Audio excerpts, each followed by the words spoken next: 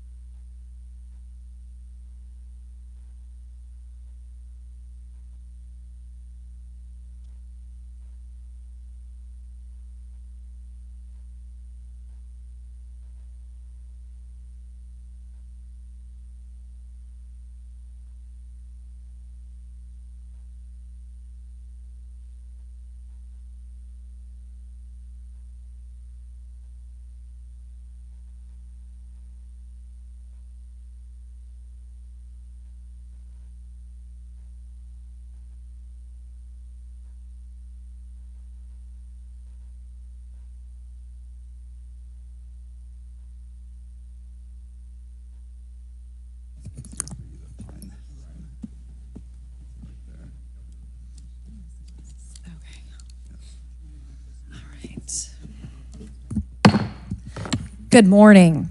This joint hearing of the Subcommittee on Cybersecurity, Information Technology, and Government Innovation and the Subcommittee on National Security, the Border, and Foreign Affairs will come to order. Good morning and welcome, everyone. Without objection, the chair may declare a recess at any time, and I recognize myself for the purpose of making an opening statement right now. Good morning and welcome to today's historic hearing, which I'm co-chairing with Mr. Grothman, whose subcommittee held an important hearing on this topic last year. I want to thank my colleagues on the Oversight Committee, including Mr. Burchett, Mr. Burleson, Ms. Luna, Mr. Moskowitz, Mr. Garcia, for their relentless drive to get answers on UAPs. They've been steadfast in demanding transparency on the sightings reported by military pilots and armed forces. Their commitment to digging for the truth is exactly what this country needs to cut through the secrecy surrounding this issue. And many high-ranking individuals in the military and intelligence communities believe UAPs demand greater attention, and thus the purpose for this hearing today. Former National Security Advisor H.R. McMaster said on Bill Maher's program that, quote, there are phenomena that have been witnessed by multiple people that are just inexplicable by the science available to us. Army Colonel Carl Nell, a member of the federal government UAP task force, said at a conference this past May that non-human intelligence exists, non-human intelligence has been interacting with humanity. This interaction is not new, and it's been ongoing, and there are unelected people in the government that are aware of that. But UAPs remain a controversial topic. I'm not going to name names, but there are certain individuals who didn't want this hearing to happen because they feared what might be disclosed. But we stood firm. No amount of outside pressure would ever keep me from pursuing a subject to ground, come hell or high water. On that score, I want to thank our witnesses for being here. We have before us a panel of individuals accomplished in the military, in civilian government, in science, and in journalism. Some of the testimony you will hear them deliver today does not reflect well on influential individuals and agencies within the U.S. federal government and perhaps some of our contractors. It's never easy to present such information publicly. So I appreciate our witnesses voluntarily agreeing to being here today. This hearing is intended to help Congress and the American people to learn the extent of the programs and activities our government has engaged in with respect to UAPs and what knowledge it has yielded. This includes, of course, any knowledge of extraterrestrial life or technology of non-human origin. If government-funded research on UAPs has not yielded any useful knowledge, we also need to know those facts. Taxpayers deserve to know how much has it been invested, how much has been spent. They shouldn't be kept in the dark to spare the Pentagon a little bit of embarrassment. The reality is, despite their enormous taxpayer-funded budgets, the transparency of the Defense Department and the intelligence community have long been abysmal. The Pentagon has failed 6 consecutive audits. In fact, it's never actually passed one. Adding to this is a runaway overclassification of documents and materials, a reluctance to declassify materials when appropriate, and at times an outright refusal to share critical information with Congress. In short, it's not a track record that instills trust. So Congress has tried in recent years to lift the veil and find out if information about UAPs is being withheld, not only from the American public, but also from their elected representatives in Congress. Part of the transparency effort was legislation created in the Pentagon, the All-Domain Anomaly Resolution Office, or AARO, but the new office is struggling to get its footing. A recent statutorily required report from AARO, intended to illuminate the government's historic assessment of UAPs, was heavily criticized by those seeking UAP transparency.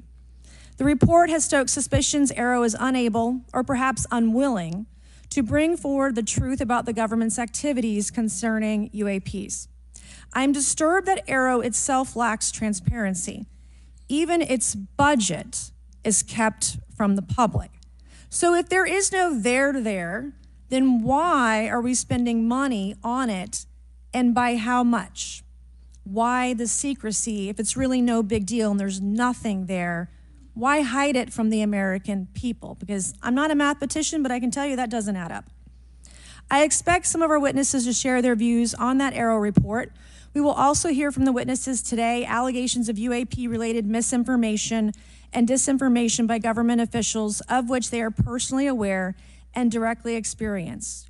And we will hear testimony today concerning recent revelations about a purportedly secret UAP program whose existence and findings may have been improperly withheld from Congress. But before we get to the witnesses, we're going to have a few more opening statements from our colleagues. And one thing I wanted to add at the end of my closing statement is there is a document that will be entered into the congressional record today. Mr. Tim Burchett from Tennessee has this document, and we just distributed it to every member up here on the dais of this document. But this is going to be the original document from the Pentagon about Immaculate Constellation that Michael Shellenberger delivered to Congress today. So thank you, Mr. Shellenberger, for this information. We are all reading it in real time now, and Mr. Burchett will enter it into the record. But 12 pages about this unacknowledged special access program that your government says does not exist. So with that, I would acknowledge my colleagues, Mr. Garcia. I want to say, first of all, to Mr. Connolly, who cannot be here today, the ranking member on my subcommittee on cybersecurity, I want to say that I was greatly saddened to hear about the recent news of Mr. Connolly's cancer diagnosis, and I want to convey to him and to all of our colleagues, we wish our very best to you and a full and speedy recovery. And with that, I would acknowledge Mr. Garcia for 5 minutes. Thank you. Thank you very much, Chairwoman. And I want to thank the Chairwoman and the Chairman both for their continued support and really treating this discussion and these hearings in a way that's bipartisan. I think one thing that's very important for all of us that are interested in the conversation around UAPs is that this is an area that both Republicans and Democrats, where we may disagree in a lot of other spaces, this is an area where bipartisanship is really important. And in fact, I would add it's critical that we all continue to work together in a way that moves forward with the truth and important disclosure. So we're here to have a bipartisan and serious conversation, I believe, about our national security.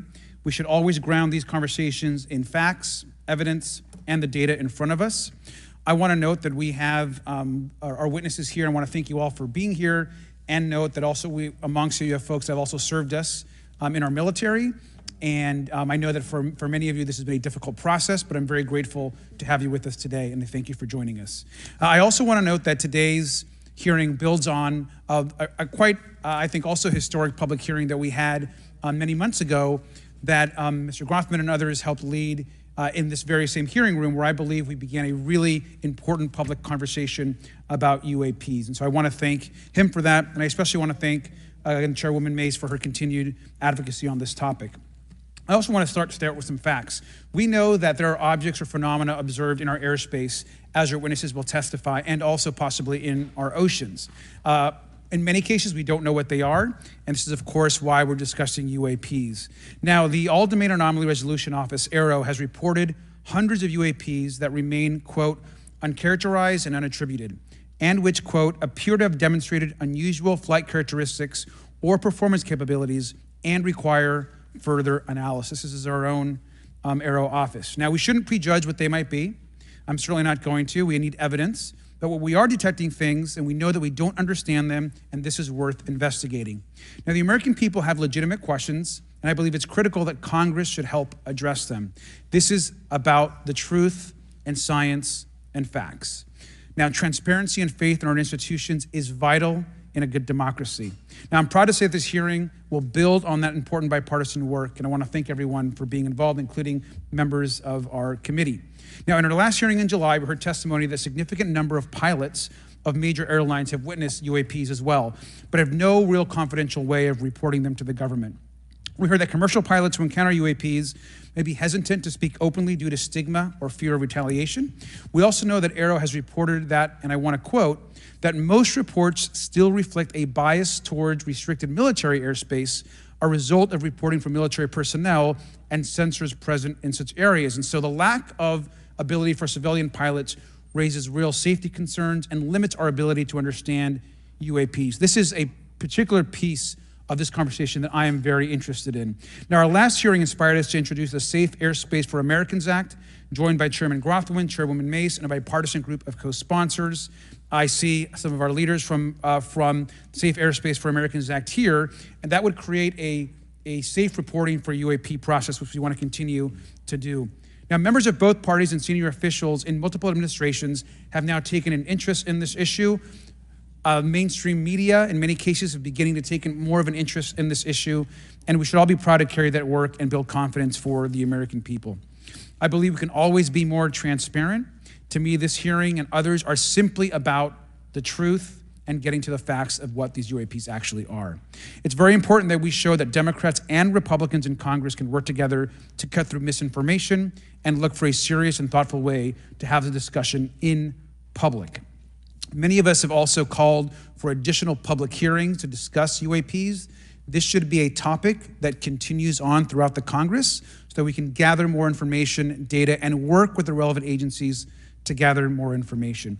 Finally, I just want to add that those that are here on this dais, many of us have participated also in classified briefings as well, and where we have also gained a lot of important, I think, and interesting information, at least I personally have. And so with that information, we want to continue today's hearing, and I thank all of our witnesses for being here. And with that, I'd like to yield back.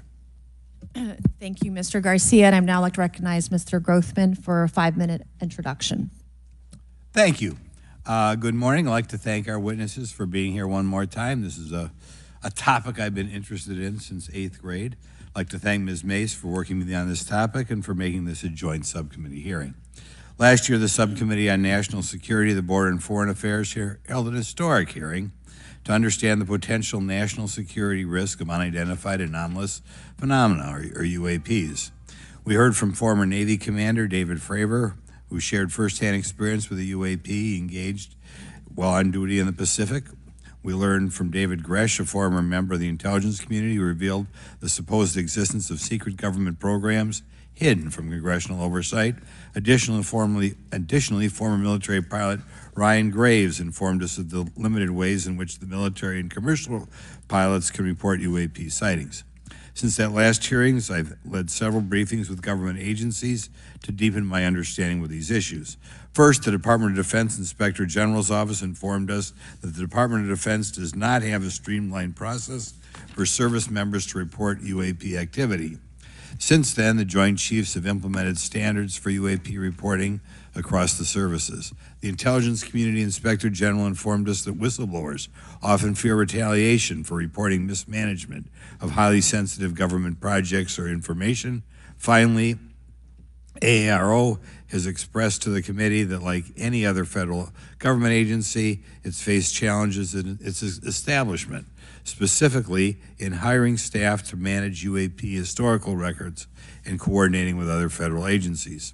While these agencies have been helpful to us in understanding the challenges that come from collecting UAP data, none of them have been able to substantiate the claims made at this hearing last year by David Grush. Despite our committee members endlessly questioning these agencies inside and outside of a SCIF. I hope our witnesses today will be able to provide evidence and content that is worthwhile to our pursuits of eliminating government waste and increasing transparency.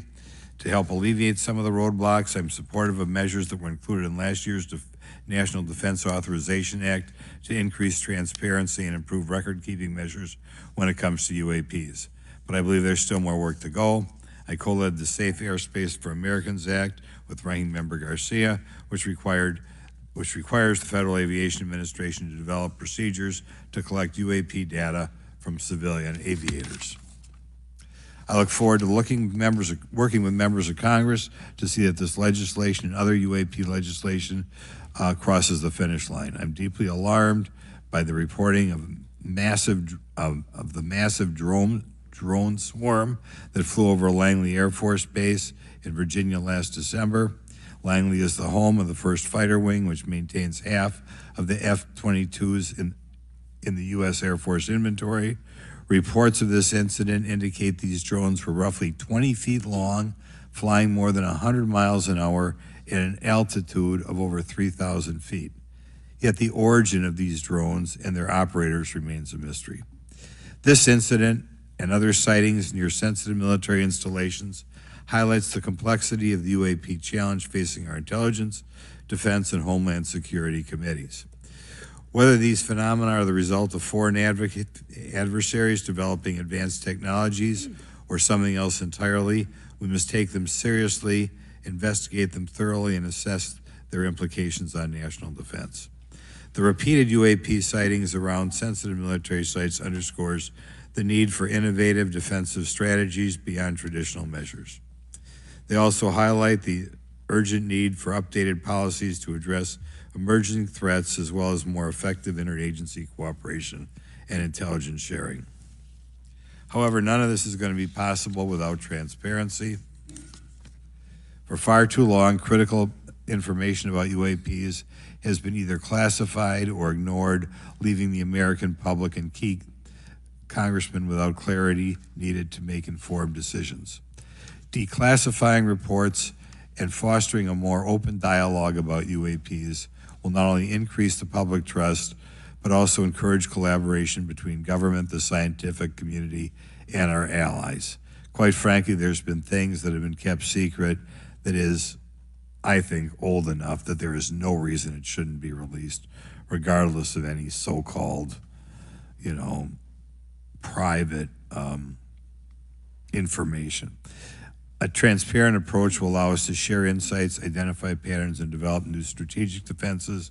As we continue to investigate these phenomena, we must do so with a mindset of protecting our country, advancing scientific discovery, and upholding the trust of the American people, who right now I don't think have trust, and it's just obvious I don't have trust.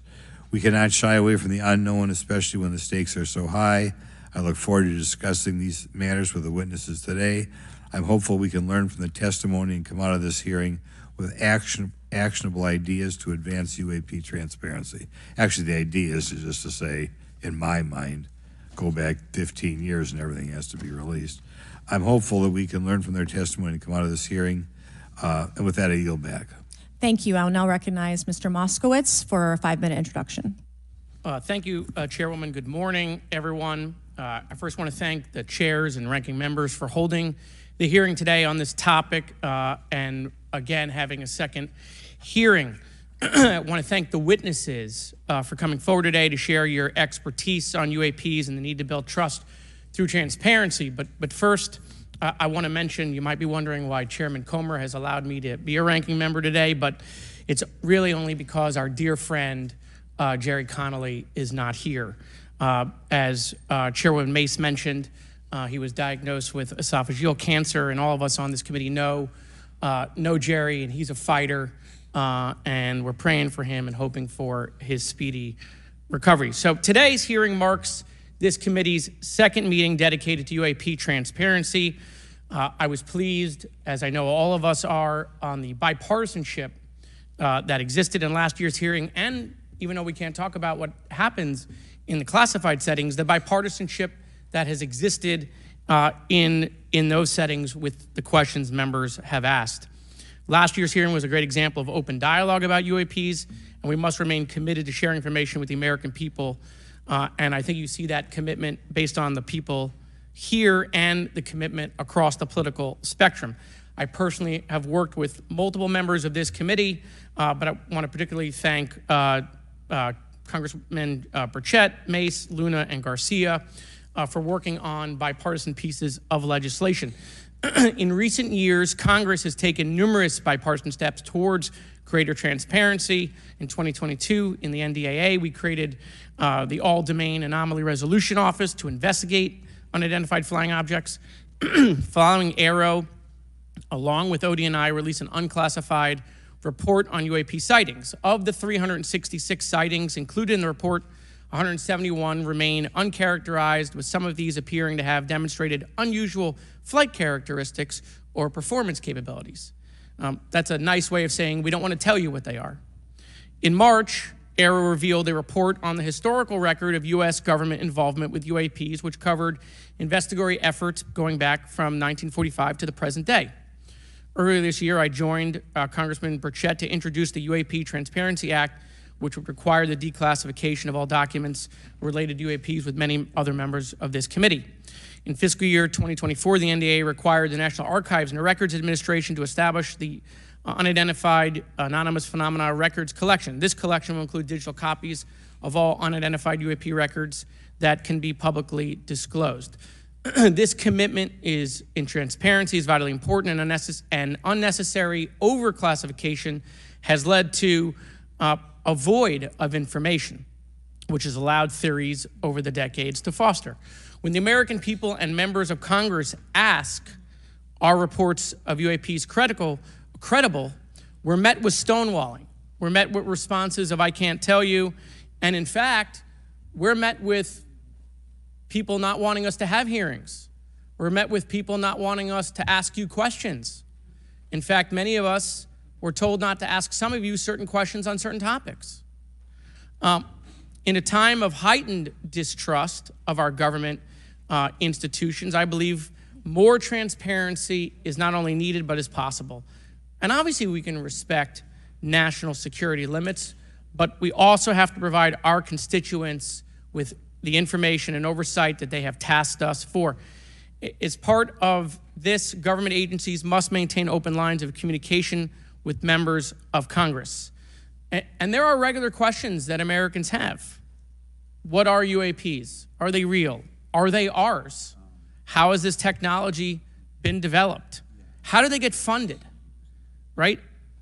And now we've seen, this has gone from a long time ago where you could discredit people because it's some guy living in a Winnebago. You're able to see people now, these are pilots, these are military, these are folks with serious backgrounds. This has changed the face of this because now we have video. People will have questions. We know there are advanced technology programs. Almost 15 years ago, one of those came out of Area 51 to go after Osama bin Laden. And the only reason we know about that is because one of those helicopters was downed. Americans have questions about whistleblowers who have come forward to talk about retribution. And so I want to thank everyone for being involved today on trying to get more transparency. This has been bipartisan, bicameral, and as we get into a new administration, the president-elect has talked about opportunities to declassify information on UAPs, and I hope he lives up to that promise. And with that, I yield back. Okay, thank you, Mr. Moskowitz. And I would now, committee staff asked me to go ahead and I will do it, to enter into the congressional record this 12-page document that Michael Shellenberger brought today that describes the Immaculate Constellation government program. So we will do that now. Every member up here has a copy of it. The first section talks about the unacknowledged special access program called Immaculate Constellation, and the second section about USG imagery intelligence. And Representative Luna just told me if I say Immaculate Constellation, I'll be on some list. Maybe a FISA warrant, so come at me, bro, I guess. But without objection, entered in the record. All right, so next we will introduce our witnesses for today's hearing. Thank you so much for being here. Our first witness is retired Rear Admiral Tim Gallaudet, who retired from the U.S. Navy and is now the Chief Executive Officer at Ocean STL Consulting. Our second witness is Mr. Lou Elizondo, a former Department of Defense official and author of a recent bestseller book about UAPs. Our third witness is Mr. Michael Shellenberger, founder of the newsletter Public and author of a recent journalistic piece about special access programs, including one widely identified as Immaculate Constellation. I swear the staff wants me on a list. Okay. And our last witness today is Mr. Michael Gold, a former NASA official who is also a member of the NASA UAP Independent Study Team. Welcome, everyone. We are pleased to have you today. Pursuant to Committee Rule 9G, the witnesses will please stand and raise your right hands. This is where it gets real. Do you solemnly swear to affirm that the testimony that you are about to give is the truth, the whole truth, and nothing but the truth, so help you God? Let the record show that the witnesses all answered in the affirmative. We appreciate all of you being here today and look forward to your testimony. Let me remind the witnesses that we have read your written statements and they will appear in full in the hearing record. You guys may be seated. Please limit your oral statements to 5 minutes. As a reminder, please press the button in front of you so the microphone is turned on so that everyone in the room, members included, can hear you. When you begin to speak, the light in front of you will turn green. After 4 minutes, the light will turn yellow. When the red light comes on, your 5 minutes has expired, and we would ask that you please wrap it up. So I will first recognize Rear Admiral Gallaudet to please begin your opening remarks. Thank you, Chairwoman Mace, Chairman Grothman, Ranking Members Connolly and Garcia, and members of the committee. Thank you for this opportunity to testify today regarding unidentified anomalous phenomena, or UAP. Confirmation that UAPs are real came to me in January of 2015 when I was serving as the commander of the Navy Meteorology and Oceanography Command. At the time, my personnel were participating in a pre-deployment naval exercise off the U.S. East Coast. It included the USS Theodore Roosevelt Carrier Strike Group, and this exercise was overseen by the United States Fleet Forces Command, led by a 4-star admiral who at the time was also my superior officer. During this exercise, I received an email on Navy's secure network from the operations officer of U.S. Fleet Forces Command. The email was addressed to all the subordinate commanders, and the subject line read in all capital letters, "Urgent Safety of Flight Issue." The text of the email was brief but alarming, with words to the effect, "If any of you know what these are, tell me ASAP. We are having multiple near mid-air collisions, and if we do not resolve this soon, we are going to have to shut down the exercise." Attached to the email is what is now known as the Go Fast video, captured on the forward-looking infrared sensor of one of the Navy FA-18 aircraft participating in the exercise. The now declassified video showed an unidentified object exhibiting flight and structural characteristics unlike anything in our arsenal. The implication of the email was clear. The author was asking whether any of the recipients were aware of classified technology demonstrations that could explain these objects. Because the DoD policy is to rigorously deconflict such demonstrations with live exercises, I was confident this was not the case. The very next day, that email disappeared from my account and those of the other recipients without explanation. Moreover, the commander of Fleet Forces Command and the operations officer never discussed the subject. Even during weekly meetings specifically designed to address issues affecting exercises like the one in which the Theodore Roosevelt Strike Group was participating. This lack of follow-up was very concerning to me. As the Navy's chief meteorologist at the time, I was responsible for reducing safety of flight risks. Yet it appeared to me that no one at the flag officer level was addressing the safety risk posed by UAPs. Instead, pilots were left to mitigate these threats on their own without guidance or support. I concluded that the UAP information must have been classified within a special access program managed by an intelligence agency. That is a compartmented program that even senior officials, including myself, were not read into. Last year's UAP hearing before this oversight committee confirmed that UAP-related information is being withheld from senior officials and members of Congress. And just this week, I learned from former DoD official Chris Mellon that satellite imagery of UAP from a few years ago still has not been shared with Congress. Equally concerning, last year's UAP hearing also revealed that elements of the government are engaged in a disinformation campaign to include personal attacks designed to discredit UAP whistleblowers. Having never signed a non-disclosure agreement regarding UAPs, and now as a private citizen, I've become an advocate for greater UAP transparency from the government. The continued overclassification surrounding UAPs has not only hindered our ability to effectively address these phenomena, but has also eroded trust in our institutions. While I applaud previous bipartisan legislation passed by Congress concerning UAPs, a more comprehensive approach is needed to address the broader implication of UAP on public safety and national security, as well as the socioeconomic opportunities that open UAP research could unlock. Therefore, I recommend Congress take the following action, which I believe will receive bipartisan support. First, establish robust oversight of the executive branch's management of UAP information by directing key officials, beginning with the director of the DoD's All-Domain Anomaly Resolution Office, to provide comprehensive briefings on what the government knows about UAP and does not know. Two, enact the provisions of the UAP Disclosure Act that establish a UAP Records Review Board to ensure independent oversight, transparency, and accountability in the government's handling of UAP information. And three, strengthen the UAP Disclosure Act and future reauthorizations with provisions that mandate a whole-of-government approach to addressing UAP. In closing, I will share my personal reasons for speaking out on this topic. First, as a former science agency leader, having led the National Oceanic and Atmospheric Administration, I've always sought the truth in human knowledge and thought. Now that we know UAP are interacting with humanity, and these include unidentified submerged objects in the ocean, we should not turn a blind eye, but instead boldly face this new reality and learn from it. Additionally, at a time when leaders in government leave much to be desired, I feel obligated to show moral leadership on this issue of UAP disclosure by validating the credibility of the courageous men and women who have come out as witnesses and whistleblowers to expose the truth. My speaking out has encouraged others to do the same, and it's my hope over time that a number of your constituents will want to know the truth and about UAP, and this number will increase to such an extent that the congressional action I have just recommended will become inevitable. Thank you, and I look forward to your questions. Thank you. I will now recognize Mr. Elizondo for his opening statement.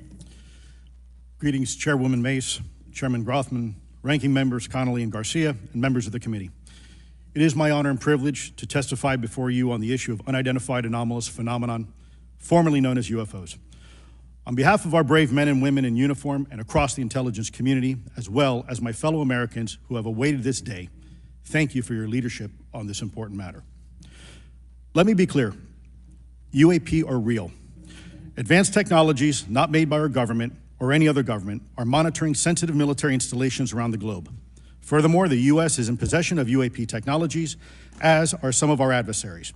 I believe we are in the midst of a multi-decade secretive arms race, one funded by misallocated taxpayer dollars and hidden from our elected representatives and oversight bodies. For many years, I was entrusted with protecting some of our nation's most sensitive programs. In my last position, I managed a special access program on behalf of the White House and the National Security Council. As such, I appreciate the need to protect certain sensitive intelligence and military information. I consider my oath to protect secrets as sacred, and I will always put the safety of the American people first. With that said, I also understand the consequences of excessive secrecy and stovepiping. Nowhere was this more apparent than in the aftermath of 9/11, which many of us remember all too well. I believe that America's greatness depends on three elements: A, a watchful Congress; B, a responsive executive branch; and C, an informed public. Over the last decade and a half, I learned that certain UAP programs were and are operating without any of these elements.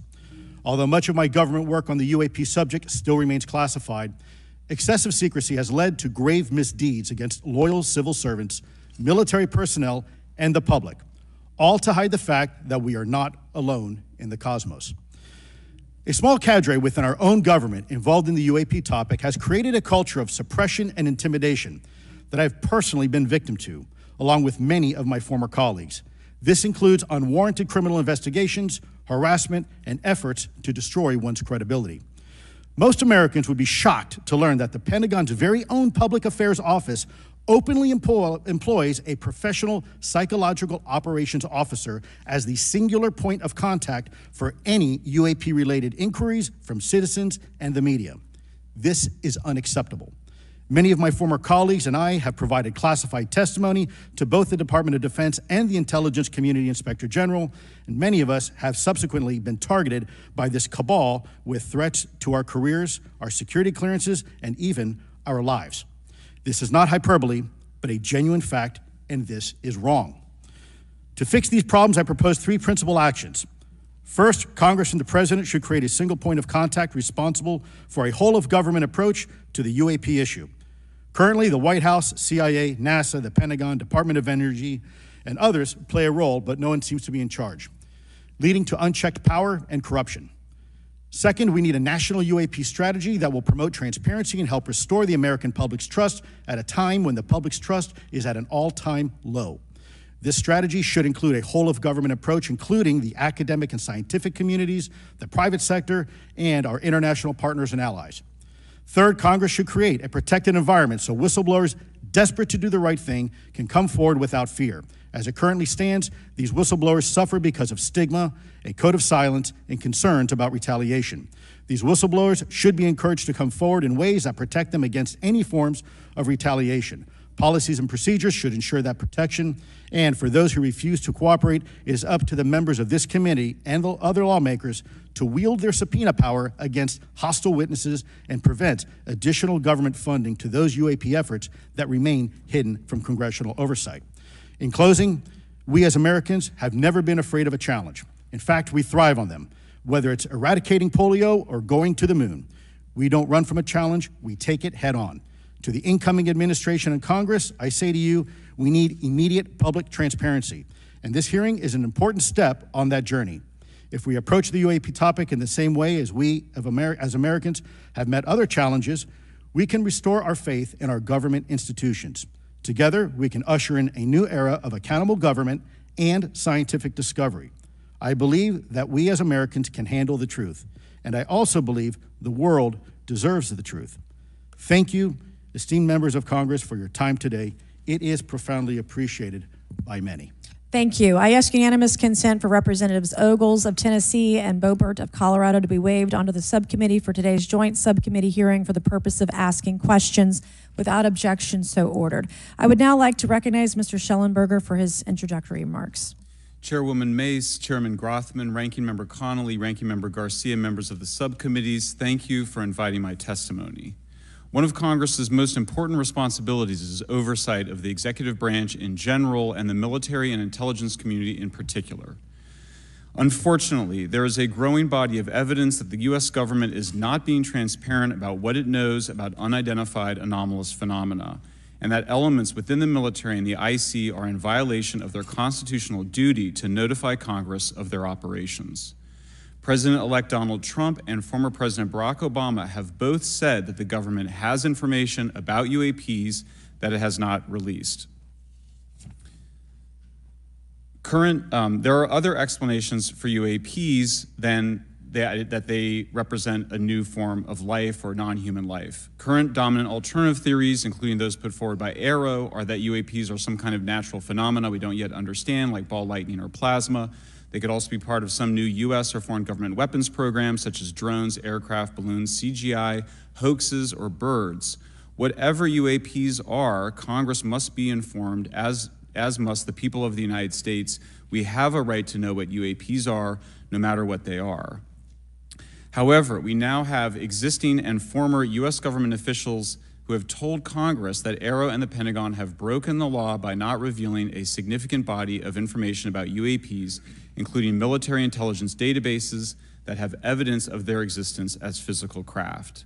One of those individuals is a current or former U.S. government official acting as a UAP whistleblower. This person has written a report.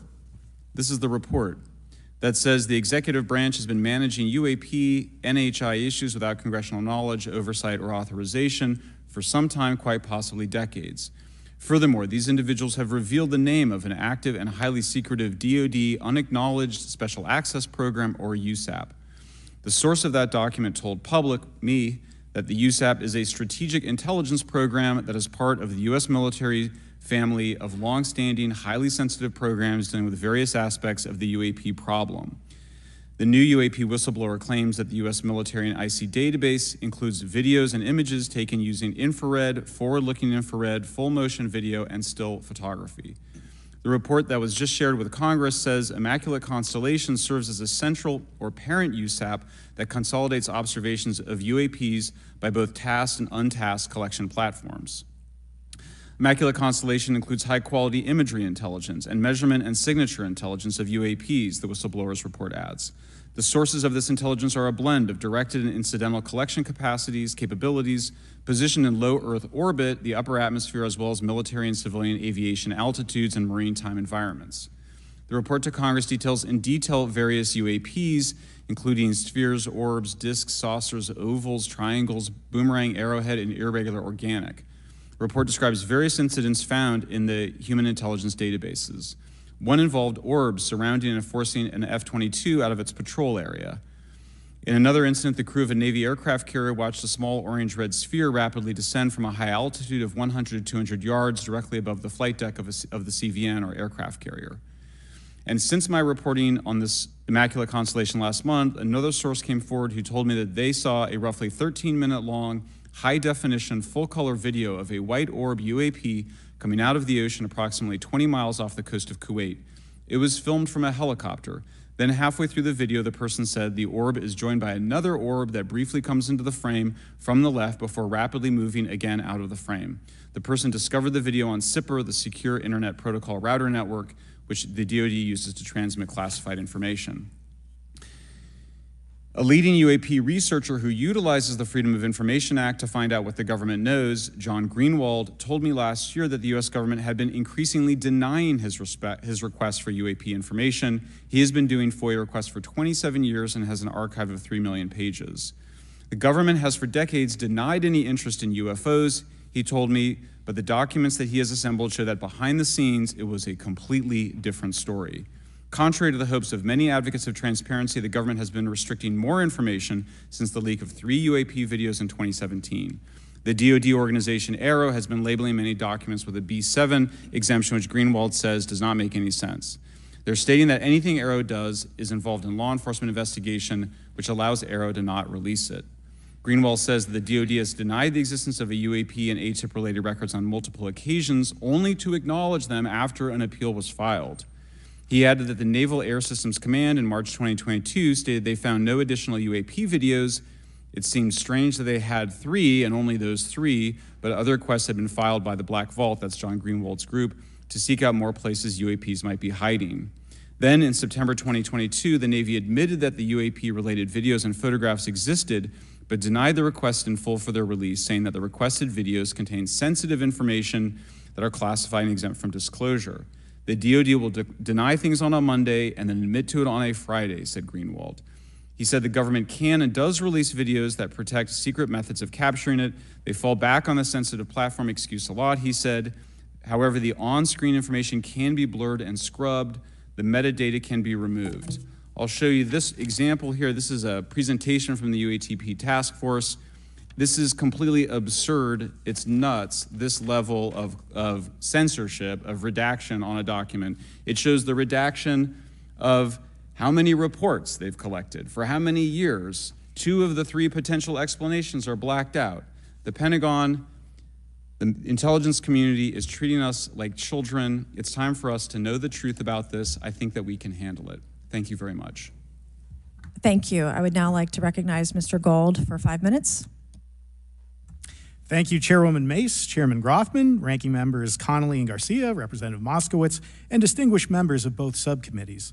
I'm grateful to all of you, as well as your intrepid staff, for the opportunity to testify, and would like to begin by discussing courage. Courage is what it takes to tackle this topic, and courage in the face of adversity is what I see in front of me, beside me, and behind me. Per my introduction, I am currently the Chief Growth Officer at Redwire Space and have had several leadership positions at NASA. That being said, I want to be clear that I am speaking exclusively on my own behalf and not for Redwire, NASA, or any other organization. However, I am here today to speak out for science. Science requires data, which should be collected without bias or prejudice. Yet, whenever the topic of UAP arises, those who wish to explore the phenomena are often confronted with resistance and ridicule. For example, members of the NASA UAP Independent Study Team, particularly those in academia, were mocked and even threatened for simply having the temerity to engage in the study of UAP. Our best tool for unlocking the mystery of UAP is science, but we cannot conduct a proper inquiry if the stigma is so overwhelming that just daring to be part of a NASA research team elicits such a vitriolic response. Therefore, one of the most important actions that can be taken relative to exposing the truth of UAP is to combat the stigma. And this is where I believe that NASA can be eminently helpful. The NASA brand is synonymous with hope, optimism, and credibility. If you were to take a walk down the National Mall, you would immediately see the NASA logo on t-shirts, hats, and bumper stickers. Few federal agencies enjoy this kind of popularity. I've never seen anyone wearing an Office of Personnel Management t-shirt, which is why NASA could play such an influential role. Specifically, NASA could, with relatively little cost and effort, host symposia on UAP, or even just participate in existing panels examining the topic. NASA personnel stepping forward and participating in such discussions would make a powerful statement to the scientific community that UAP should be taken seriously and researched accordingly.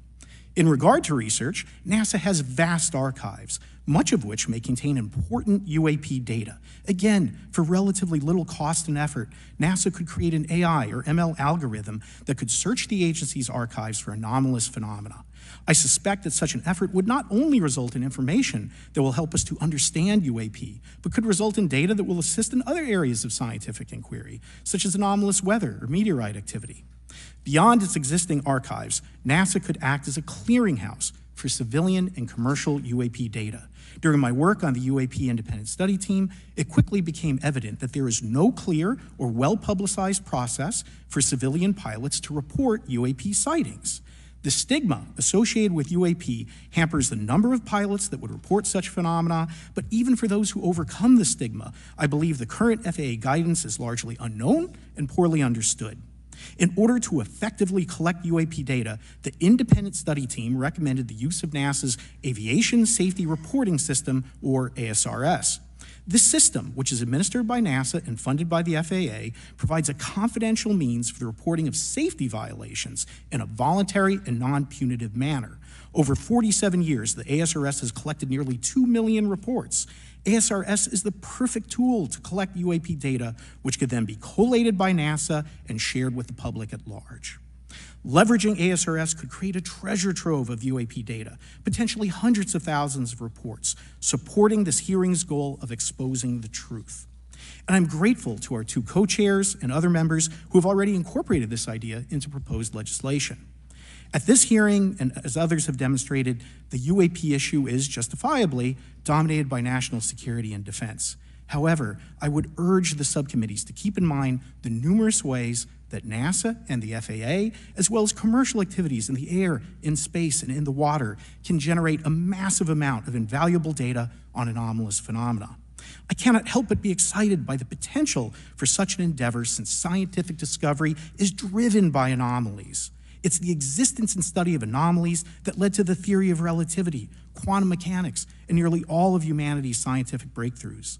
This is why the study of UAPs should be embraced, since whatever is occurring, the chance to garner new knowledge should never be ignored.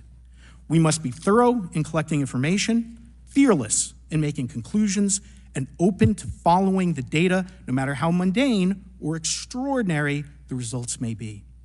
I began this testimony by praising the Joint Subcommittee members for their courage, and I will end by echoing that sentiment. As the saying goes, the truth is out there. We just need to be bold enough and brave enough to face it. Thank you. Thank you. Thank you all. I will now recognize myself for 5 minutes of questioning. I have a lot of questions, and I have a lot of witnesses. So I would just ask, if it's yes or no, to please just tell me yes or no. If it requires more than that, be very succinct, because I would like to go down the line and ask as many questions as possible. So for the Admiral this morning first, former DoD official Chris Mellon reached out to you about satellite imagery from 2017 that depicts a UAP. What were the dates in 2017 when this occurred? I can't share with you the details, ma'am, but I could do it in a closed setting, and I can also tell you the agency that wrote a report on it. Okay, so who has the imagery? I can tell you that in a closed setting. Can you describe what was depicted in the satellite imagery? Just a description. It was a UAP, ma'am. That's it? No other description? The term that the analysts used, they called it the button. It was a disc-shaped object. Okay, where was it? I can't tell you that, ma'am. Okay. All right. Okay, Mr. Elizondo, you state in your testimony that, quote, advanced technologies not by our government or any other government are monitoring sensitive military installations around the globe, end quote. If these technologies are not made by any government, who's making them? Private companies, or are you implying they are crafted by a non-human intelligence? Well, ma'am, that's precisely why we're here. The problem is that, temporally speaking, over decades, not just the last 10 years, before, to put this in perspective, when are these private companies you're implying, or is this non-human intelligence? It may be both. Okay. When it comes to Blue Force Technologies, I would not be able to discuss okay. that, ma'am. Are you read into secret UAP crash retrieval programs? We would have to have a conversation in a closed session, ma'am. I signed documentation 3 years ago that restricts my ability to discuss specifically crash retrievals. I submitted for my book through the DOPSR process, which took a year for it to be reviewed. And what is in the book is what I was told I'm allowed to talk about. Has the government conducted secret UAP crash retrieval programs, yes or no? Yes, Okay, were they designed to identify and reverse engineer alien craft, yes or no? yes. Does the U.S. government have any reverse, okay, we already answered that question about retrieval programs. Do any U.S. contractors have the same? I would prefer to address that in a closed session, ma'am. Okay. In your book, you mentioned government employees who've been injured by UAPs, placed on leave, and receiving government compensation for their injuries. Is that correct? That is correct. How can the government deny we have recovered craft if they're paying people because they've been injured by recovered craft? Ma'am, that's a great question. That's why I think we're here again, because I've seen the documentation by the U.S. government for several of these individuals who have sustained injuries as a result of a UAP incident. It's a crazy idea, right? The hypocrisy and the logic. Okay, Mr. Shellenberger, I'm going to say it again to be very clear. Immaculate Constellation. What's its mission and how are they funded? Its mission is to, as I stated, its mission is to, it's an unacknowledged special access program. Its mission is to document UAPs. Okay, and do you, for your story and your report, do you have more than one credible source? I do. Sourcing, okay. I do. And then why do you believe your sources to be credible? How do you judge the veracity of the documentation you've been provided about this program? I checked the sources, and they are who they say they are. They are current or former government officials. I wanted to also add that I did not specify that they were Defense Department employees. I didn't specify the agency nor the gender. Would they have included non-government employees, people that aren't employed by the government? These are, I'm comfortable saying that these are government or previously government employees. Any of them currently employed by a private contractor or private contractors? I'd rather not say. Okay. What's the key takeaway, just a few seconds, about the Immaculate Constellation document you provided us today? I think that what the American people need to know is that the U.S. military and intelligence community are sitting on a huge amount of visual and other information, still photos, video photos, other sensor information, and they have for a very long time. And it's not those fuzzy photos and videos that we've been given. There's very clear high images, res, high resolution. How many visuals, graphics, videos, photos? I mean, I've been told hundreds, maybe thousands. I mean, I also wanted to say, because there was some conversation around concern around the revealing of these materials, revealing the source collections, but some of these are shot from helicopters using normal videos of oceans. I just think that's absurd that somehow you're going to be revealing some secret U.S. technology by revealing that you've photographed orbs off the coast of Kuwait. Okay, thank you. I have 8 seconds. Mr. Gold, did the NASA independent study team get briefed on what you call OSAP? Very quickly. I flagged the Advanced Aerospace Weapons System Application Program to our chair and our DFO. We did not get briefed, but I believe it is definitely worth looking into. That was probably the largest UAP review effort ever, and I think produced a lot of interest data, including revealing Nimitz. I don't know if my fellow witness, Lou, might want to, he did yeoman's work on it, might want to comment. Okay. All right, I'm going to turn to Mr. Moskowitz, who will be recognized for 5 minutes of questioning. Thank you, Madam Chairwoman. So, Mr. Gold, you gave a whole diatribe for a couple of minutes about UAPs, science, data collection, stigma. A lot of non-believers in all of this would just ask a very simple question. Why? Why is it so hard, right? Like, why are people, anytime they ask, why are they always thwarted? Why are they always judged? Why is they always have misinformation spread? Why is there always retribution? Why is it always met with an ear? What's the why? If it doesn't exist, why is it such a problem? I think if you go through the history of science, Representative, it is always difficult for breakthroughs and new information, regardless of whether it's UAP or any other kind of discovery. And in science, we're supposed to be open, but when you break with the orthodoxy of what's believed, whether it's Galileo saying that the Earth doesn't rotate, or the Earth rotates around the sun, or the sun doesn't rotate around the Earth, it's always challenging for new beliefs. And the more extraordinary those discoveries, the more extraordinary those new beliefs, it's very difficult. So I think this is natural. There's natural conservatism that when it comes to science, but this issue in particular has been very difficult where, again, even to attempt to study it becomes problematic.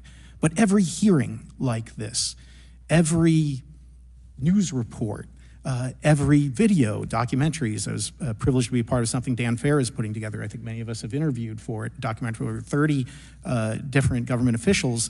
Every brick in the wall will help get us closer to getting to the truth. I appreciate that. Mr. Elizondo, did I have that correct? Sir. I'm a recovering lawyer, so I'm gonna put my hat on for a second. You said you signed a document. Love that. Who gave that to you? The U.S. government, sir. Okay, you have a copy of it? It is stored in a SCIF right now. I do not have possession of it. The U.S. government does. What department of the U.S. government gave you this document? I will say the Department of Defense. Unfortunately, I can't say in this forum much more than that. You specifically said the document said you can't talk about crash retrieval. Well, you know, you can't talk about Fight Club if there's no Fight Club. Correct. Okay, I'm just making an observation. Yes, sir. So that document that you signed, that you said exists, specifically said you can't talk about crash retrieval.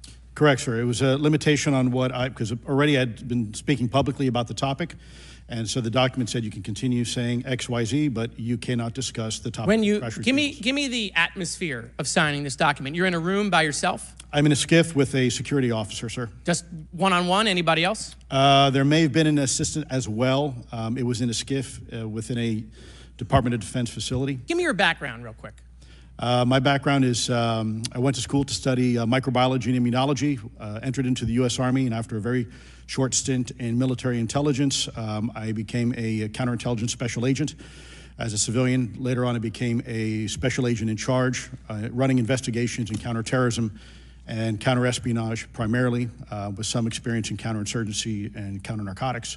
And then in 2009 timeframe, when I came back to the Pentagon after a tour with the Director of National Intelligence, I quickly became part of a program that was originally called OSAP that evolved into the program now called ATIP, which is where those videos that we now see, the Go Fast, the gimbal, the FLIR, that was part of our effort, sir. Right, so you're not some conspiracy theorist. You actually have a legitimate background. Well, sir, I'm certainly not a conspiracy theorist. I'm fact-based, just say facts. So when you're in this room, I want to paint the picture for everybody. You're in this room, you're by yourself, you're in a SCIF, you're handed a document. How long is the document? It's about a page front and back. So basically you have some things they call trigraphs, which I cannot, again, talk to. How long were you given to sign the document? As long as I needed, sir. What if you didn't sign it? Well, I suspect there'd be repercussions. I wouldn't have access to certain information. Were you allowed to ask a lawyer, or weren't allowed to ask for a lawyer to review the document? It wasn't an option, but they probably wouldn't have allowed me to, because the document itself was pretty explicit about you have to be, wait, you're putting me in an interest, let me try to thread the needle here.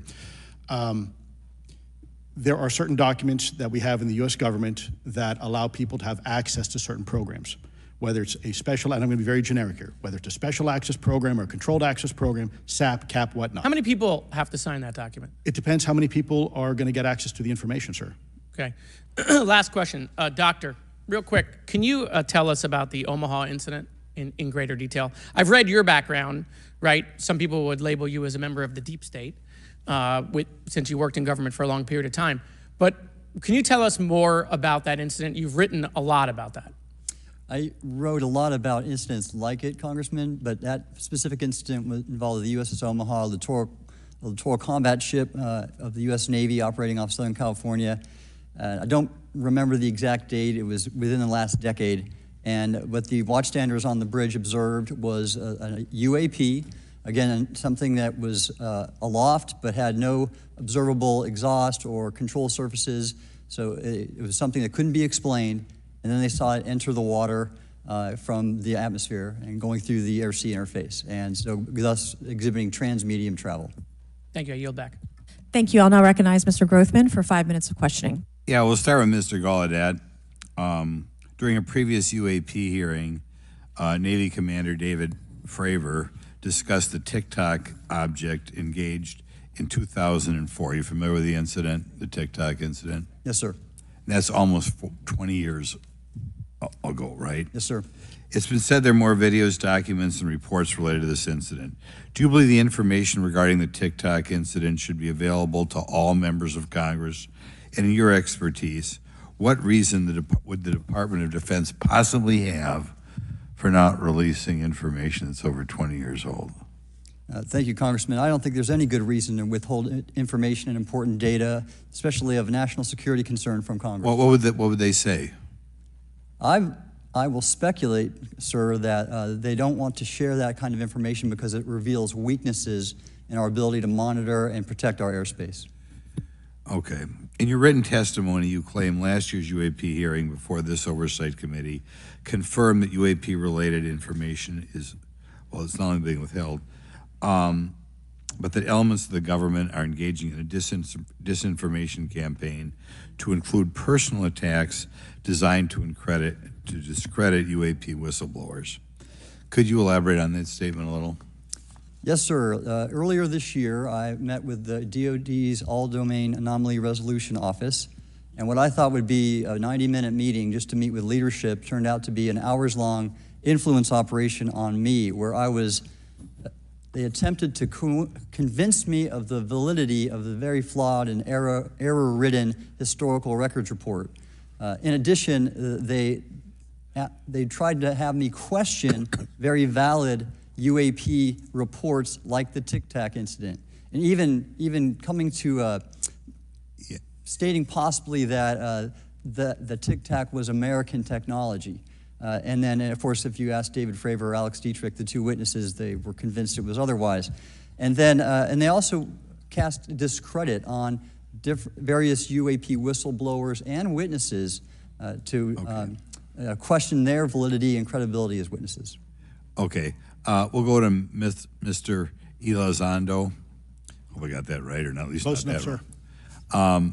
You're familiar with the recent drone incursion over Langley Air Force Base? Yes, sir. The owners of these drones remain unclear.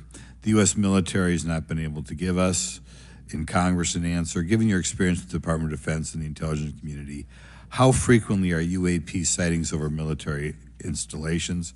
And secondly, I suppose hypothetically you could have incursions over just, say, regular airports. Is it obvious these incursions are more likely over military facilities than just a random airport out there? Yes, sir. There's definitely enough data to suggest that there is certainly some sort of relationship between sensitive U.S. military installations, also some of our nuclear equities, and also some of our Department of Energy sites. There is a long historical record that some of your colleagues may have, documentation that demonstrates this. This is not a new trend. This has been going on for decades, and that information's been obfuscated, unfortunately, from folks like you in this committee. And I think that's problematic because ultimately, at the end of the day, we have a significant situation here. We have something that can enter into U.S. airspace completely with no attribution. And how long has this been going on? Sir, decades. And there's information that will hopefully be entered into the record. Can you think of any possible reason why they can't release any information they have on something, say, 15 or 20 years old? Sir, if I could echo my colleague here, Admiral Gallaudet, I think one of the big issues that we have in the intelligence community, Department of Defense, is we don't want to broadcast any potential vulnerabilities or weaknesses in our national defense systems or on intelligence collection platforms. Therefore, when you have a conversation where you address a problem for which there is no solution, it makes that a very uncomfortable conversation to have. Okay, we'll switch to Mr. Shellenberger.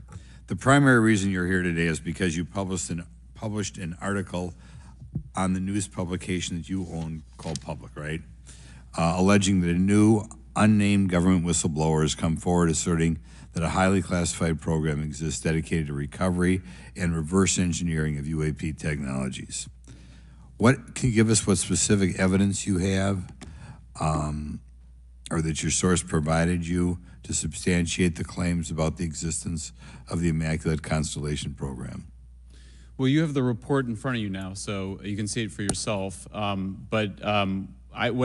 checked the report, and I did not find it based on existing cases. It was new cases for me. I hadn't found anybody, so that answered for me that it was not obviously circular reporting, which is one of the big concerns in this space. I also had the name of the program confirmed by more than one additional source. So yeah, and then of course I checked to make sure that the source was who they claimed to be. Okay. I should also say that when I said before it was this database, it is a much broader program than that. It also includes human intelligence, and then as you mentioned, the retrieval and the reversal. Any knowledge of what country these things originated in? No, I have no idea. Okay. Okay, I will now recognize Mr. Burchett for 5 minutes of questions. Thank you, Chair Lady. I request unanimous consent to enter into the record documents provided to us regarding legacy UAP programs and psychological operations. Lou Elizondo. So ordered. I also want to thank my buddy Jeremy Corbell for providing us documents and access to some whistleblowers. Mr. Elizondo, what is your last position with the federal government? Sir, I was the Director of National Program Special Management Staff managing a White House Special Access Program on behalf of the National Security Council. How would you characterize UAPs? An enigma, sir, and a frustration. We're talking about technologies that can outperform anything we have in our inventory. And if this was an adversarial technology, this would be an intelligence failure eclipsing that of 9/11 by an order of magnitude. Are there classified Department of Defense materials related to UAPs that you believe could be safely disclosed to the public without compromising national security? Yes, sir, I do. I would never, ever try to endorse providing some sort of information that could compromise what we call a blue force technology or capability. But I do believe there's a lot of information regarding this topic, and I've been very vocal about it, that should be shared not only with the public, but most importantly, with members of Congress. Are you familiar with my friend David Grush? Absolutely, sir. I had the privilege and honor of working with him myself several years ago at U.S. Space Force. Last year, as you know, he testified that the U.S. has run a multi-decade UAP crash retrieval and reverse engineering program. Would you agree with that? Yes, sir. Are there UAP programs operating without proper congressional oversight? 100%. What are they? Unfortunately, sir, I would have to have that conversation in a closed session. I know you said that, and a lot of people are frustrated with those kind of answers, but we're asking those kind of questions so you all know what the heck we're up against. You also mentioned in your opening statement that the Pentagon's Public Affairs Office employs a psychological operations officer as a singular point of contact for UAP-related inquiries. Why the heck would they do that? Sir, that's a great question. I would ask the Pentagon. There's a long history here of that individual providing misleading and false information to the public through various news outlets and media outlets in order to discredit this topic. I've personally been victim to it. We have the documentation to substantiate where this information has been absolutely inaccurate, that has been provided time and time again, and it turns out that that individual was also working with former leadership of Aero at the time as well. And we punish them by giving them multi-million dollars more than they ask for every year. Admiral Gallaudet, you mentioned in your opening statement on an email you received from the operations officer of the Fleet Forces Command regarding unknown objects almost colliding with U.S. military planes. Did anyone respond with knowledge of what the objects were? I received no response, sir. Did the exercise get canceled? The exercise did not get canceled. Why do you think the commander of Fleet Forces operations officer never discussed the incident again? Sir, I'm speculating because I didn't have an exchange with him, but I believed it to be part of a special access program, the information and the video, which we have known now it was, and he realized he couldn't share that openly with the recipients of the email, and therefore the email was pulled from everybody's account. Again, tell us what happened to the email from the commander of Fleet Forces. The day after I received it, and all the other recipients received it, which were all the subordinate commanders of U.S. Fleet Forces, so 1- and 2-star admirals, including strike group commanders, the email was wiped or deleted from our accounts, okay, and then no one talked about it. All right. Have you specifically had any experience with submersible objects? Sir, I've no personal experience, but I've had witnesses on submarines come to me and say they've seen on sonar data. Correct. Okay. Yeah. How would you characterize those, and how do they move? The one instance that was revealed to me was in the 80s on a nuclear-powered submarine, a ballistic missile submarine, that the object exhibited the characteristics of a Russian torpedo in terms of its speed of movement and closing rate with the submarine, and then it slowed and followed the submarine slowly in its wake for a period of minutes and then rapidly exited the scene. And nothing that we know of and technology-wise could replicate that. And the speed of these objects was faster than anything that we have or anybody else has that would be manned. Is that correct? It was on the order Underwater. of a torpedo. So Yes, sir. Yes, sir. But as it exited, Well, I don't exactly know how fast a torpedo is, but I expect it does better than my old outboard Scott Atwater, so I'll take that as a yes. Yes, okay. sir. Have you experienced any experience with the All-Domain Anomaly Resolution Office, ARROW? Yes, Congressman, as I mentioned previously, I have met with them. Okay. You heard Mr. Elizondo describe psychological operations for those contacting the Department of Defense about UAPs. You mentioned a similar influence operation by ARROW. Why are federal agencies invested in running information operations about UAPs if they do not exist? Yes, sir. But I'll make a statement on ARROW's behalf. They have new leadership. The office has reached out to me to meet again, and I take that as a good faith effort, and we'll see where that goes. Thank you, Chair Lady. I've run over. Thank you. Thank you, Mr. Tennessee. I would now like to recognize Mr. Higgins. You're the king of Tennessee. Mr. Higgins, you're recognized for 5 minutes of questions. Thank you, Madam Chair.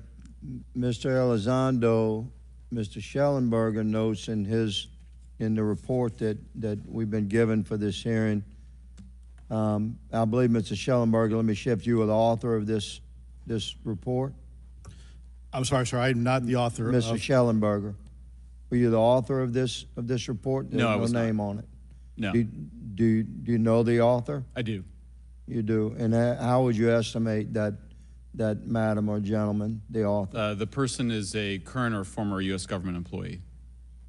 And it states here that this is the public version of the author's report. Yes. So where might one find the non-public version of the author's report? I don't know the answer to that. Would that be with the Department of Defense? I don't know. But you do know the author. I do. You know what the author's sources were? The author's sources are described in the report. These databases, the Immaculate Constellation. Right, but you expressed some confidence in the sources. I would. Earlier in I testimony, you expressed confidence. So do you know those sources? I do. Are they within the Department of Defense? I can't say. You can't say or you won't say? I won't say. Okay, why not? Because I protect my sources, and I think the reason. But you're not naming them. It's a big department, but many of us on my side of the aisle would say it's far too big. So you're talking about the Department of Defense, sources from within the Department of Defense? I'm not willing to reduce the potential universe of where my sources might be. Okay, moving on. In this report, Mr. Elizondo, for reference, several types of allegedly alien craft or possibly alien craft or unknown aerial phenomena, what we used to call UFOs, are described. Spheres and orbs, discs and saucers, oval or tic-tac, triangular shape, boomerang and arrowhead, and irregular or organic. Mr. Elizondo, does that summarize to you the types of craft that we're discussing today? Sir, that is a general morphology, historically speaking, of many UAP. So those descriptions are very different craft. Is it your assessment that they would come of different origins? It's possible, but it's also could be in sense a matter of utility. And let me just state for the record, I never read the report that or the article that Mr. Shellenberger put out. The reason That's a good point. We're just referencing it. Yes, sir. For descriptive purposes for the American people. Mr. Shellenberger, in this report, it's striking to me that regarding the descriptions of experiences with these various craft, several of them include biological effects and several do not. Are you familiar with what I'm talking about? Yes. Okay, so spheres and orbs, triangular craft, and irregular or organic craft include some descriptions of biological effects, including feelings of unease, electronic device malfunctions, long-term psychological effects such as anxiety or insomnia have been noted, feeling of being watched, a shared awareness with the triangle craft, and under the irregular and organic craft, biological effects include physical sensations of warmth or cold and unexplained smells and psychological distress. So these are very specific descriptions of the reactions of human beings, which allegedly have been noted from a study here, a report. All of those experiences would have been described by the sources that the author used.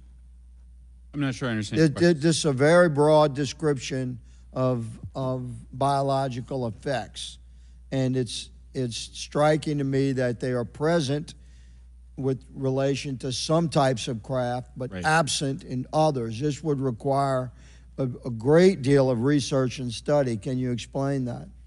My understanding is that this is, the database is very large. It includes both the images, the videos, the still images, as well as the human intelligence, the reports, the raw data from individuals having these experiences. So in answer to your question, yeah, I mean, I think we're looking at a very large amount of data collected over many decades. And that data is held by the Department of Defense? Well, I will say that after I published, I was told that this program, that the USAP was actually managed by the Department of Defense, but held at the White House. Roger but that. that's a single source, and I don't have multiple sources to verify that. Thank you, sir. I did my best to trick an answer out of you, but I was partially successful. Madam Chair, I yield.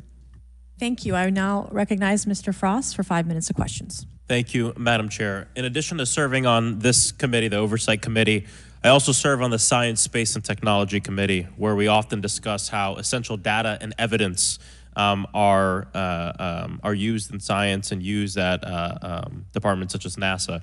During a hearing, NASA Administrator Nelson affirmed the importance of NASA in helping us to understand UAP. Mr. Gold, if the government doesn't have the data it needs on UAP because, say, someone who saw something is concerned about stigma, public backlash, et cetera, or maybe there's just not good systems in place, how are we supposed to ultimately figure out what's going on? Yeah, thank you for the question. And let me compliment Administrator Nelson that there wouldn't have been a UAP independent study team if it wasn't for his leadership and courage. We're talking about data and where we can get data from. As I described, NASA has whole archives of data, much of which I believe will likely have information that will help inform UAP. We need only look. And again, in an era with AI and ML, we can relatively quickly and easily go through it. So I think it's something that we should encourage NASA to do. However, per Chairman Grothman's comment about UAP focusing on national security sites, I believe there's something, sir, that you may have heard of called sensor bias.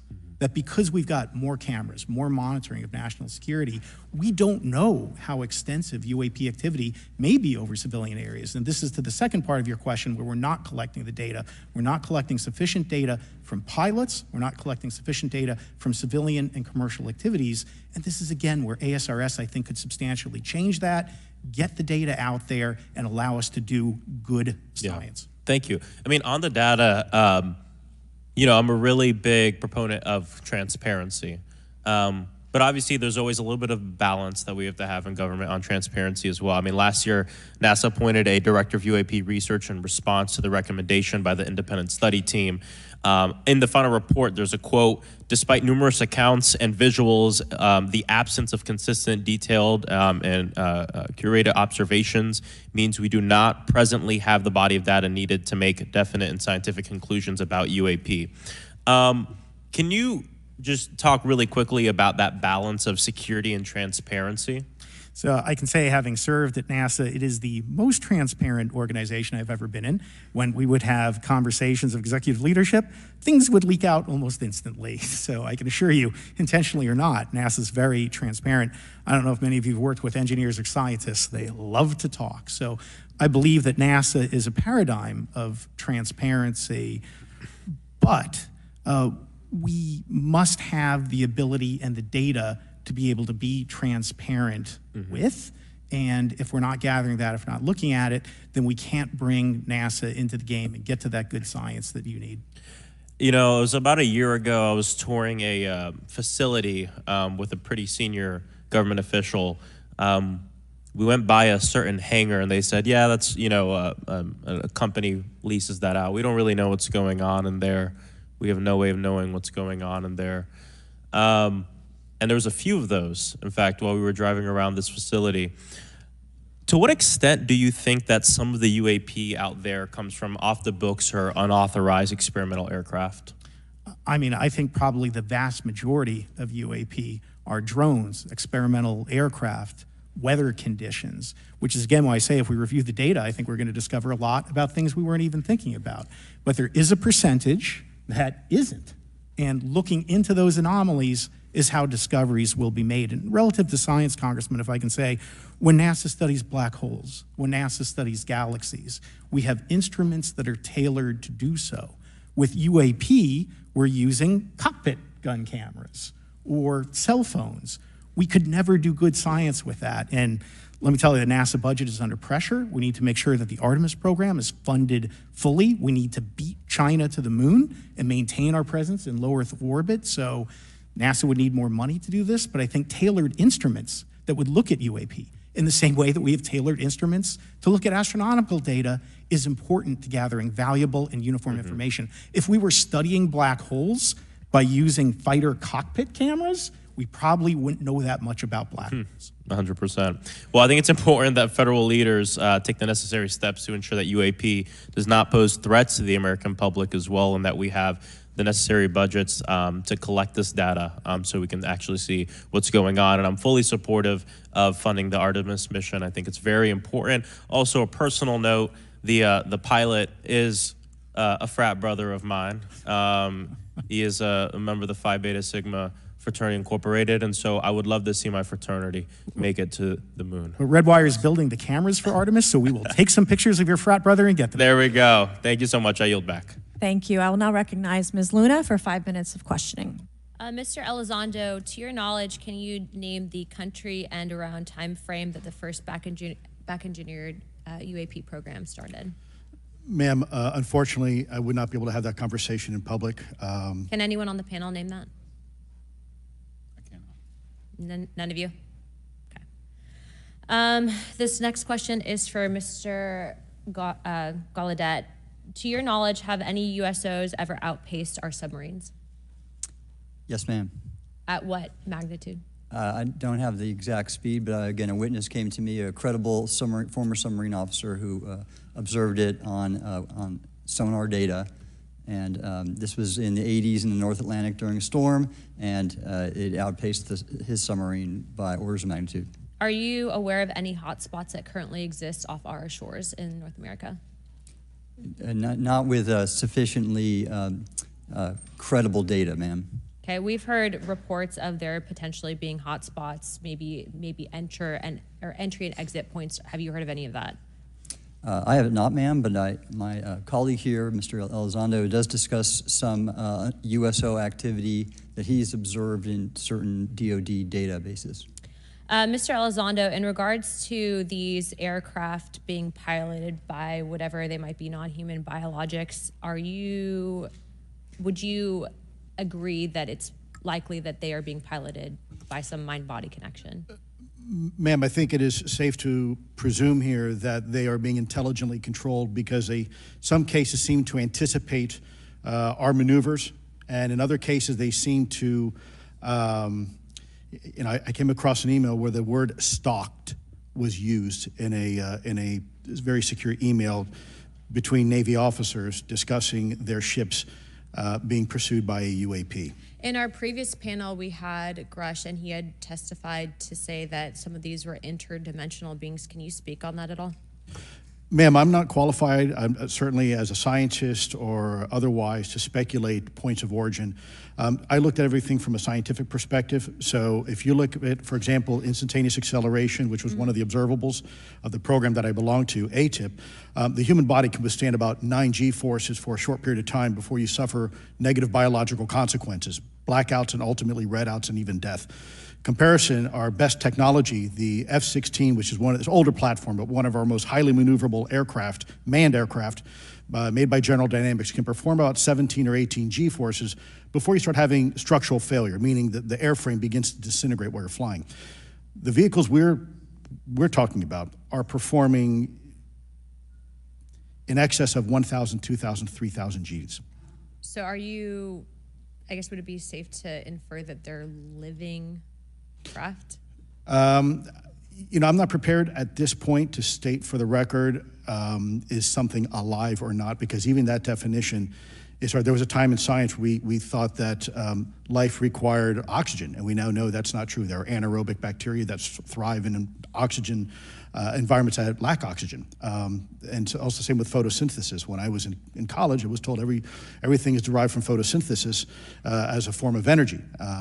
In reality, that's not true. There are things that live off of chemosynthesis. So we're constantly having to reevaluate our understanding of what the definition of life is.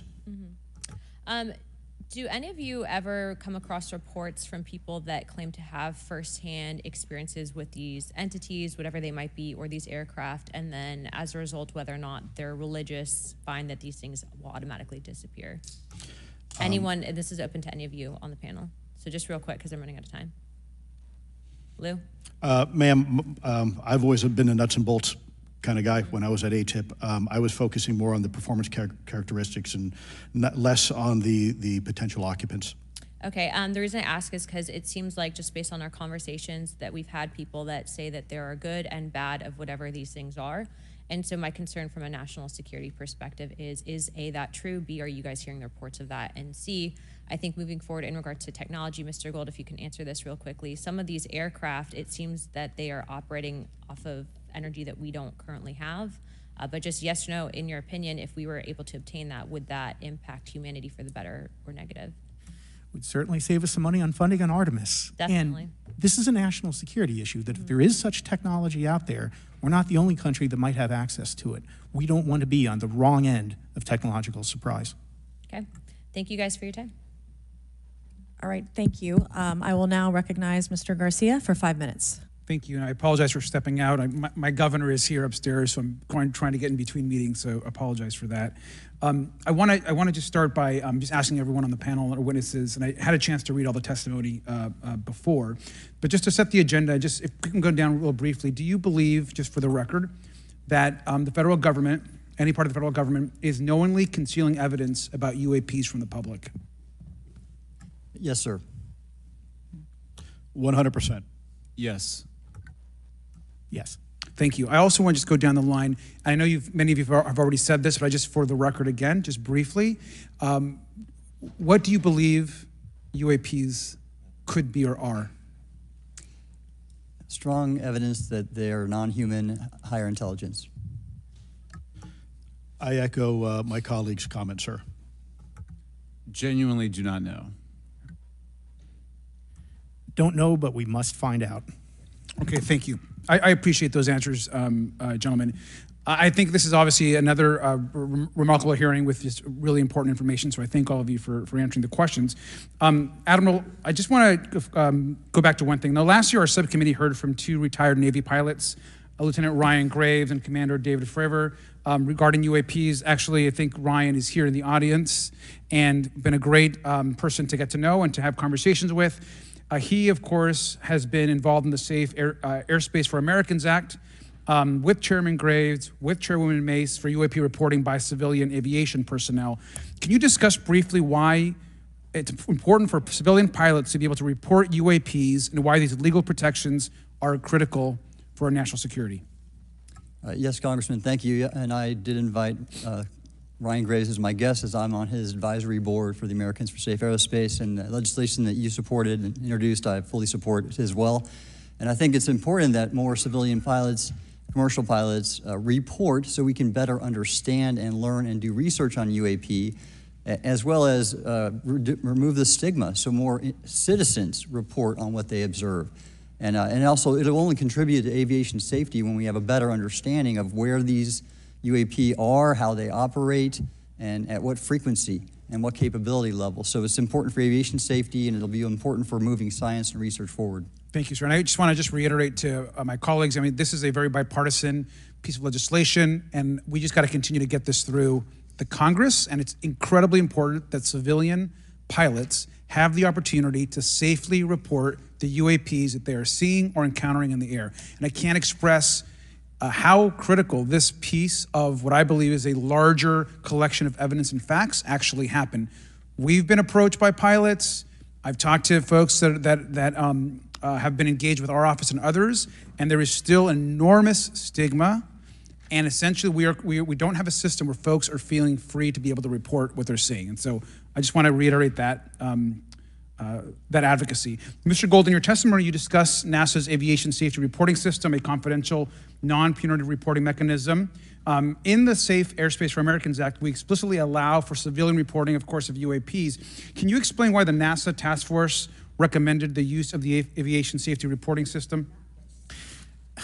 The aviation safety reporting system is an existing system that is trusted, that has taken hundreds of thousands, now millions of cases. And again, recognizing budgetary constraints, this seemed like the perfect way to be able to gain more data. And when it comes to the stigma, sir, it's something that pilots are used to reporting on, that crew is used to reporting on. So it's a great way to get data, to overcome the stigma without spending really that much more additional money since the system exists. Thank you so much for your support of that. Thank you for what Ryan Graves does. This is a common sense means to expose the truth of UAP for the purpose of this hearing. Thank you. And I just want to also add, now earlier this year, as part of the House Defense Authorization Bill, the NDAA, I had filed an amendment to include the UAP Disclosure Act, which would create a UAP Records Review Board and exercise of eminent domain over UAP-related material, modeled actually on the JFK Assassination Records Collection Act, which is widely known. Now, the amendment was blocked, but thankfully the Senate included the amendment by Senator Rounds and Schumer for the UAP Disclosure Act. So I just again want to say that we should be pushing and ensuring the UAP Disclosure Act, which is bipartisan in its support, should move forward. And if I can just briefly, particularly Admiral, can you just briefly, as I close my time, explain why the UAP Disclosure Act would be critical for us and our national security? Thank you, Congressman. Yes, I believe the UAP Disclosure Act is important for national security, as well as advancing potential socioeconomic benefits resulting from UAP research, as well as public safety, as we referred to previously regarding aviation. And this act will allow for greater transparency and open research, and that's why I'm also a member of the UAP Disclosure Fund as an advisor, as in the Sol Foundation, as an advisor, senior strategic advisor, which is advocating for the same. Thank you very much. I yield back. All right, thank you. I'd like to recognize Mr. Biggs for 5 minutes of questioning. Thank you, Madam Chair. Thank you for holding this committee. Thank you to the witnesses. Admiral, the video that is called the Go Fast video, the email that you've talked about being deleted, I just want to briefly cover this. You said that the email, the author was asking whether any of the recipients were aware of the classified technology demonstrations that it could explain the objects that were observed. And then you said the email disappears. Then you guys have a series of meetings. The commander of fleet forces and his operations officer never discussed the incident again. Is that right? Is that accurate? That's accurate, sir. And even during weekly meetings, it was never discussed again. My question for you is, you were in those meetings. Did you personally hear that nothing was going on about that? Yes, sir. I was in those meetings, and did you make inquiries about that? No, I did not, sir, because I inferred, since I had been read into other special access programs, that this UAP video was part of one that I was not read into, or any of the recipients, or the author of the email, and that an intelligence agency basically pulled it back and instructed the author of the email, hey, this is, you just conducted what they call spillage into a lower classification level, and when that's done, the procedures are basically to remove any of the communication. You're going to silo it. So, and you, Mr. Elizondo, you said in your report and your testimony today, a government work on the UAP subject still remains classified. Excessive secrecy has led to grave misdeeds against loyal civil servants, military personnel, and the public, all to hide the fact that we are not alone in the cosmos. Fair? Yes, sir. All right, and all of you, and Mr. Shellenberger, by the way, I've read several of your books, Mr. Shellenberger, excellent stuff. Thank you. What I would say too is, you were asked about the veracity of the author of this report. You comfortable with the veracity? Yes. Okay. And then, and I'll get to you in a second, Mr. Gold. We'll talk about Kuhnian and Lakatoshian scientific advancement and how we're obviating that through these processes. But we'll get to that in a sec. Because what I want to really get to is the ultimate question really becomes this. For what purpose is the federal government overclassifying, because that's what they're doing, they're overclassifying, and forbidding the public for getting access to this? And if you know, if you have an explanation, I'm curious because I know what I've been told. I just want to know from your perspective, why do they overclassify? Mr. Elizondo, you look like you're finger on the button, ready to go.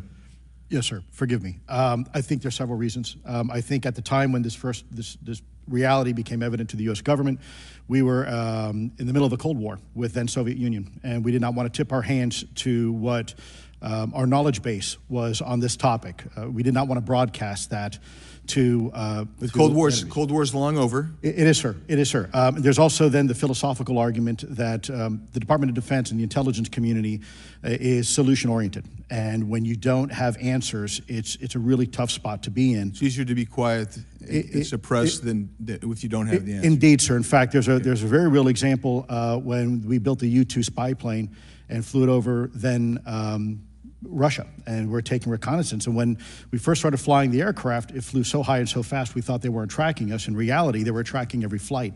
It wasn't until the Russians could develop the SA-2 surface-to-air missile and successfully shoot them down. I would suggest to you also, along with Lakatos and Kuhn, you also have a problem with Kenneth Arrow's path dependence or increasing returns. That's one reason why they won't disclose it. It's too painful to admit.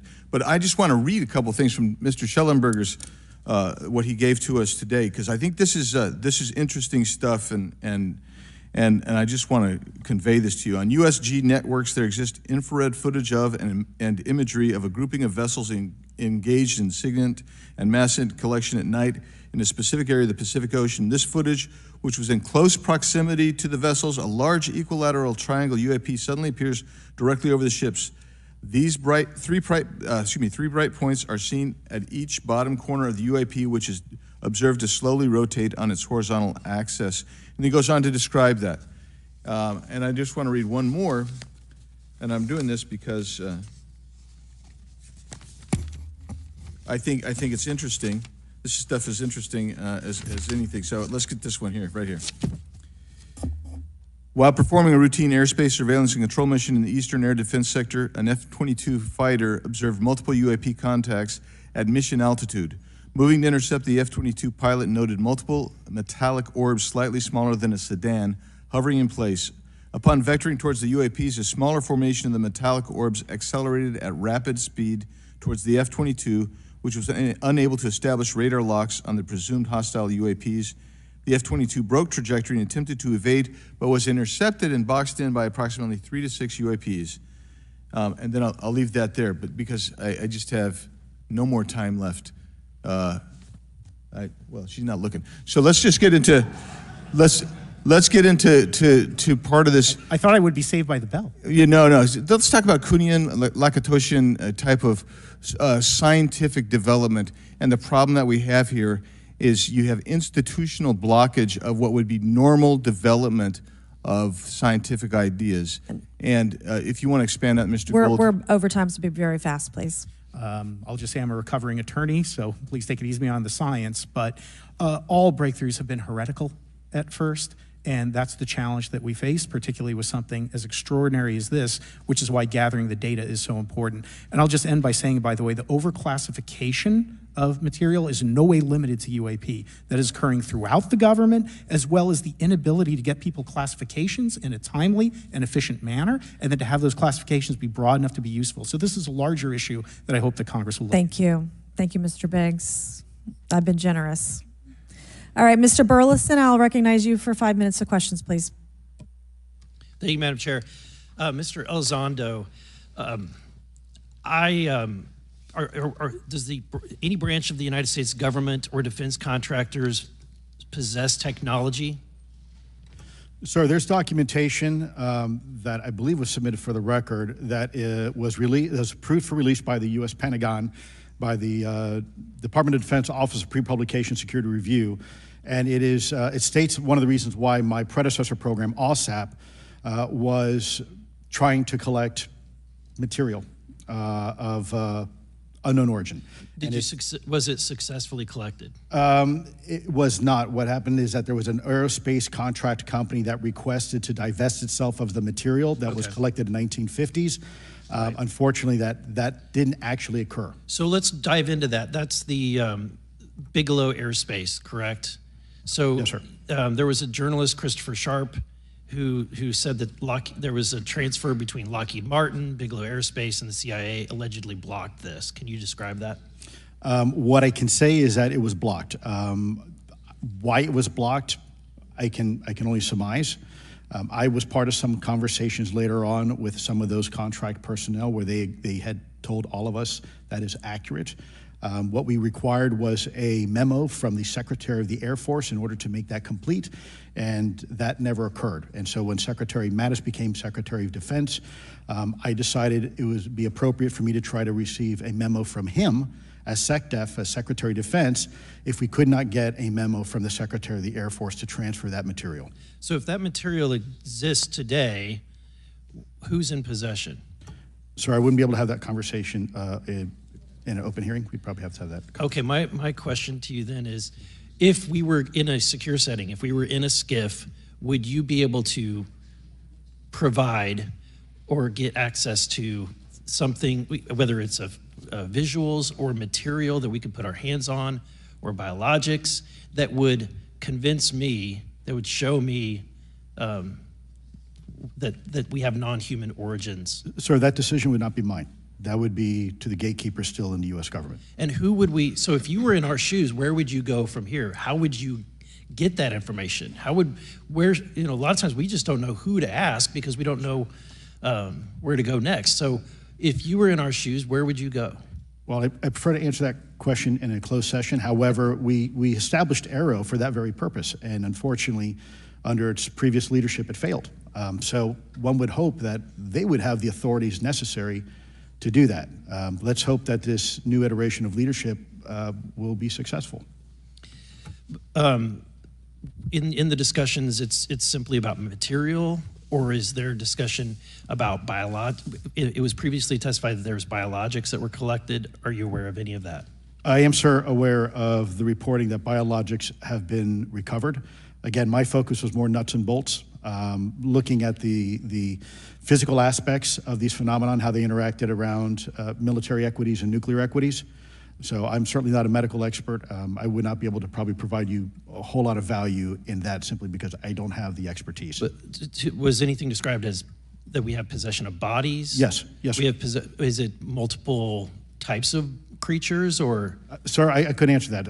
I can tell you anecdotally that it was discussed quite a bit when I was at the Pentagon. The problem is the supposed collection of these biological samples occurred before my time, in fact, before I was even born. And was this part of the Lockheed Martin discussion, or was this the biologics is a completely separate? Separate yet related. Okay. Has anyone made contact? Sir, I'm sorry, could you specify? Has there been any, to your knowledge, any communication with a non-human life form? So the term communication is a bit of a trick word because there's verbal communication like we're having now. The problem is you also have nonverbal communication. And so I would say definitively yes, but from a nonverbal meaning, when a Russian reconnaissance aircraft comes into U.S. airspace, we scramble 2 F-22s, and we are certainly communicating intent and capability. I think the same goes with this. We have these things that are being observed over controlled U.S. airspace.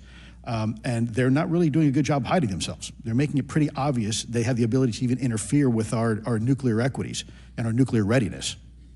Is the United States government and our contractors, are they pulling technology from this? They're reverse engineering this? Sir, as I previously stated, and please forgive me, I am not authorized to discuss specifics about crash retrievals. I signed documentation with the U.S. government. What I can say was, after a very thorough review process by the Pentagon, what I wrote about, and that was my limit, unfortunately, that I was given. Thank you. Yes, sir. Thank you. I would like to recognize Mr. Timmons for 5 minutes of questioning. Thank you, Madam Chair. Mr. Elizondo, you just said something interesting. You said they don't seem to be hiding. They don't seem to be hiding. The UAP sightings are becoming increasingly brash, if you will. And, we've been hearing about these for years, but they've generally been isolated and not as consistent and over-critical military installations. Would you say that's fair? Is this becoming increasingly often? Is it happening more and more? Great question, sir. Let me see if I can answer this for you. Certainly there seems to be some indication that they're being provocative, meaning that they're, in some cases, literally splitting aircraft formations right down the middle. So that's an air safety issue. The question is it the frequency increasing? And really the response is, it depends. Yes, it's possible that there is an increase in frequency, but it's also possible that there's heightened awareness now, and there's also more pervasiveness of technology out there that's collecting this information and that can record this information. So we're not quite sure yet if it's actually an increase in numbers of these events, or is it that we have better equipment now that to record these things, and we have a better ability, if you will, to analyze these things. And that's my next question. It seems that a lot of these sightings occur near military installations. Do you think that these UAPs are intentionally targeting military installations, or do you think that we have increased abilities to monitor surrounding the military installations? Sir, maybe both. Part of my concern is we have something in the Department of Defense and the intelligence community called IPB, Initial Preparations of the Battle Space. And we use equities like ISR, intelligence, surveillance, and reconnaissance, and other type of equities and technologies to prep the battle space. And certainly, if I was wearing my national security hat, even if there was a 2% chance that there was some sort of hostile intent here, that's 2% higher than we really can accept. And so we must figure out, there's a calculus, capabilities versus intent, in order to identify if something is a national security threat. We've seen some of the capabilities, yet we have no idea in the intent. And so this is why this discussion is somewhat, I think, problematic from a governmental perspective, because we have no idea. Sure, thank you. Mr. Shellenberger, you're particularly familiar with the Langley Air Force Base incident a year ago? Are you familiar? Just from what I read in the news. From what you've read? Yeah. I would imagine a large percentage of the American population became aware of that with the Wall Street Journal article. Would you agree with that? Yes. And were you aware of that incident prior to the Wall Street Journal article? No. To the rest of the panel, was the Wall Street Journal article the first time that y'all were made aware of what was essentially an over 2-week UAP frenzy over Langley Air Force Base? Were y'all aware of this prior to the Wall Street Journal article? Anybody, show of hands. Yes, sir. Dr. Gallaudet, could you give me how did you become aware of it? A colleague of mine who I referenced previously, Chris Mellon, he wrote an extensive article about this, that there were other incursions of drones over Langley before this, as well as many, many military installations over the last 5 decades. And it's my understanding that there's been an ever-increasing in number, and I'm trying to think how to say this because I wear 2 different hats. I'm still in the Air Force. So, I mean, it seems that they're becoming increasingly brash, and the question that we really have to figure out is it China or is it non-human? And I think that's the biggest question the American people want to know. If it's China, it's scary because they have a lot of technology that we cannot explain. And if it's non-human, that's scary because we don't know the intent. Would you say that's fair? Yes, Congressman. And in fact, I really believe that we should use this hearing as a catalyst to improve and bolster our air defense capabilities and our maritime domain awareness capabilities, because obviously there are holes in it, whether it be UAP of non-HI direction or NHI direction, or like as you say, sir, China or any other adversary. Are you all aware of any task force at the Pentagon or in the national security apparatus that's trying to assess the answer to that question? At the current moment, sir, no, but this is a great point. From 2020 to 2022, there was a UAP task force in the DoD succeeding where Mr. Elizondo worked, led by Jay Stratton, who had the first comprehensive whole-of-government approach to UAP, which involved pathways to declassification and to increase transparency, as well as assessing the national security risks of UAP. This was a really well-established approach, and we have all advocated that something like it return. I'm running out of time. The last thing is that we need authorities. The law enforcement, military do not have authorities to actually engage, and Congress needs to act to give those authorities to local law enforcement and the military so they have clear guidelines on how to assess these issues going forward. I yield back. Thank you. Thank you. I'd like to recognize Ms. Boebert for 5 minutes of questioning. Thank you, Madam Chair. Now that we have all been cautioned in this committee hearing that the mention of Pentagon's Immaculate Constellation program could put us on a list, well, I already find myself on many lists, I'm sure. So I speak my mind often, so why not just keep going with it? May as well just go all out and say it. The earth is flat, birds are government drones, and we've never set foot on the moon, and Joe Biden received 81 million votes in the 2020 election. So let's just see how many lists we could get on here today. But Mr. Shellenberger, I wanted to ask you, I think I understand from this hearing that you would agree that classifying information like this is not in the best interest of the people. Is that correct? Yeah, I mean, with the caveat that, of course, I would support classification necessary to protect secrets essential to national security, but I think it's pretty obvious that there's overclassification. Overclassification, yes. And so in most instances, if they can't tell us what, do you think at some point they'll at least tell us why?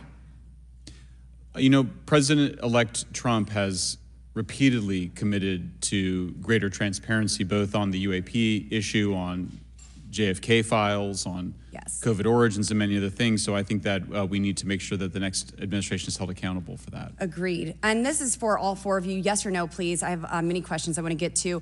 Are there any known instances of recovered materials or technologies that are not of human origin and maybe connected to any advanced bioscience defense programs within the USG?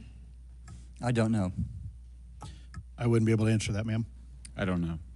I don't know.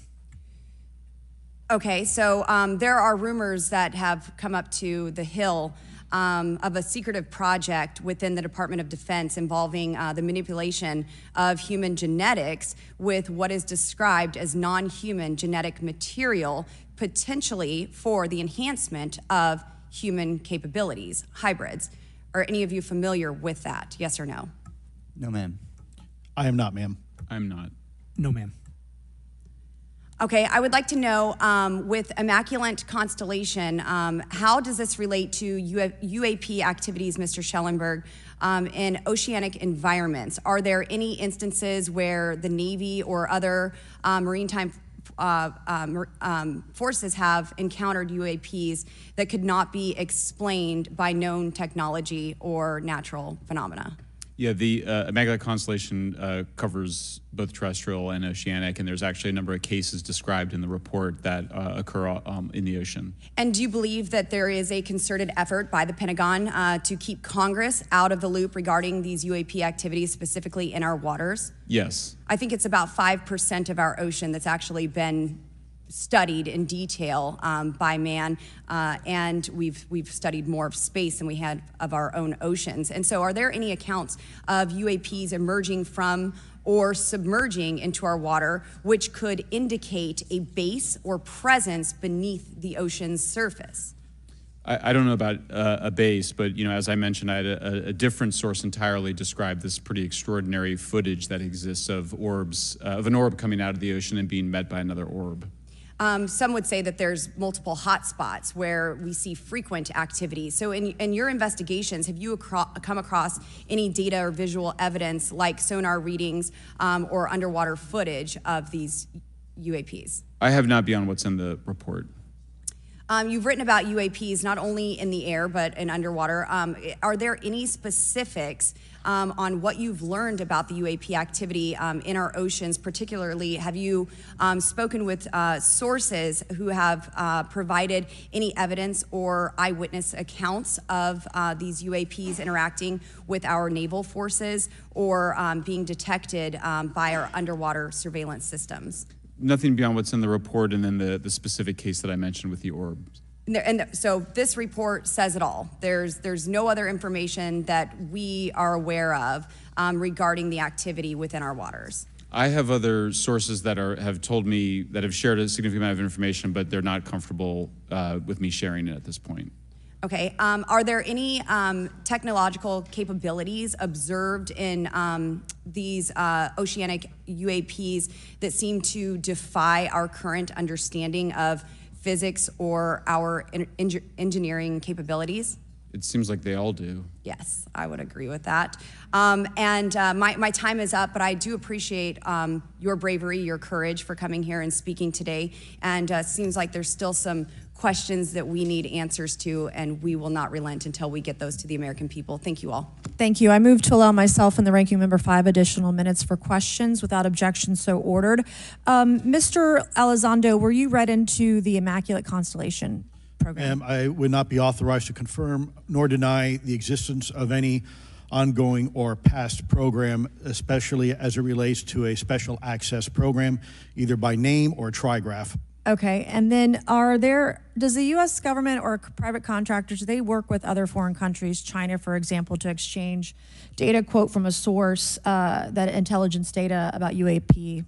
Let me see if I can answer that a little bit more generally, ma'am, if I may. We do have foreign material exploitation programs. That is something that is widely known, and that term itself is unclassified. How exactly that works becomes a bit sensitive. A discussion we could certainly have in a closed session if you like. We do work with international partners and allies quite often, not just in military exercises and workups, but in other intelligence efforts as well. In terms of material that's given to private contractors, is certain material given to certain contractors because of their experience? So for example, if it's related to submerged and undersea propulsion, would it go to a general contractor like General Dynamics? Yes, ma'am, absolutely correct. Different contractors have different levels of expertise. What's Lockheed's expertise? Aerospace, ma'am. In the UAP space, that's all that, they wouldn't do submerged? No, I didn't say that, ma'am. Okay. Lockheed Martin and others do quite a bit of work both in our atmosphere, in space, and even underwater. There are certain efforts to.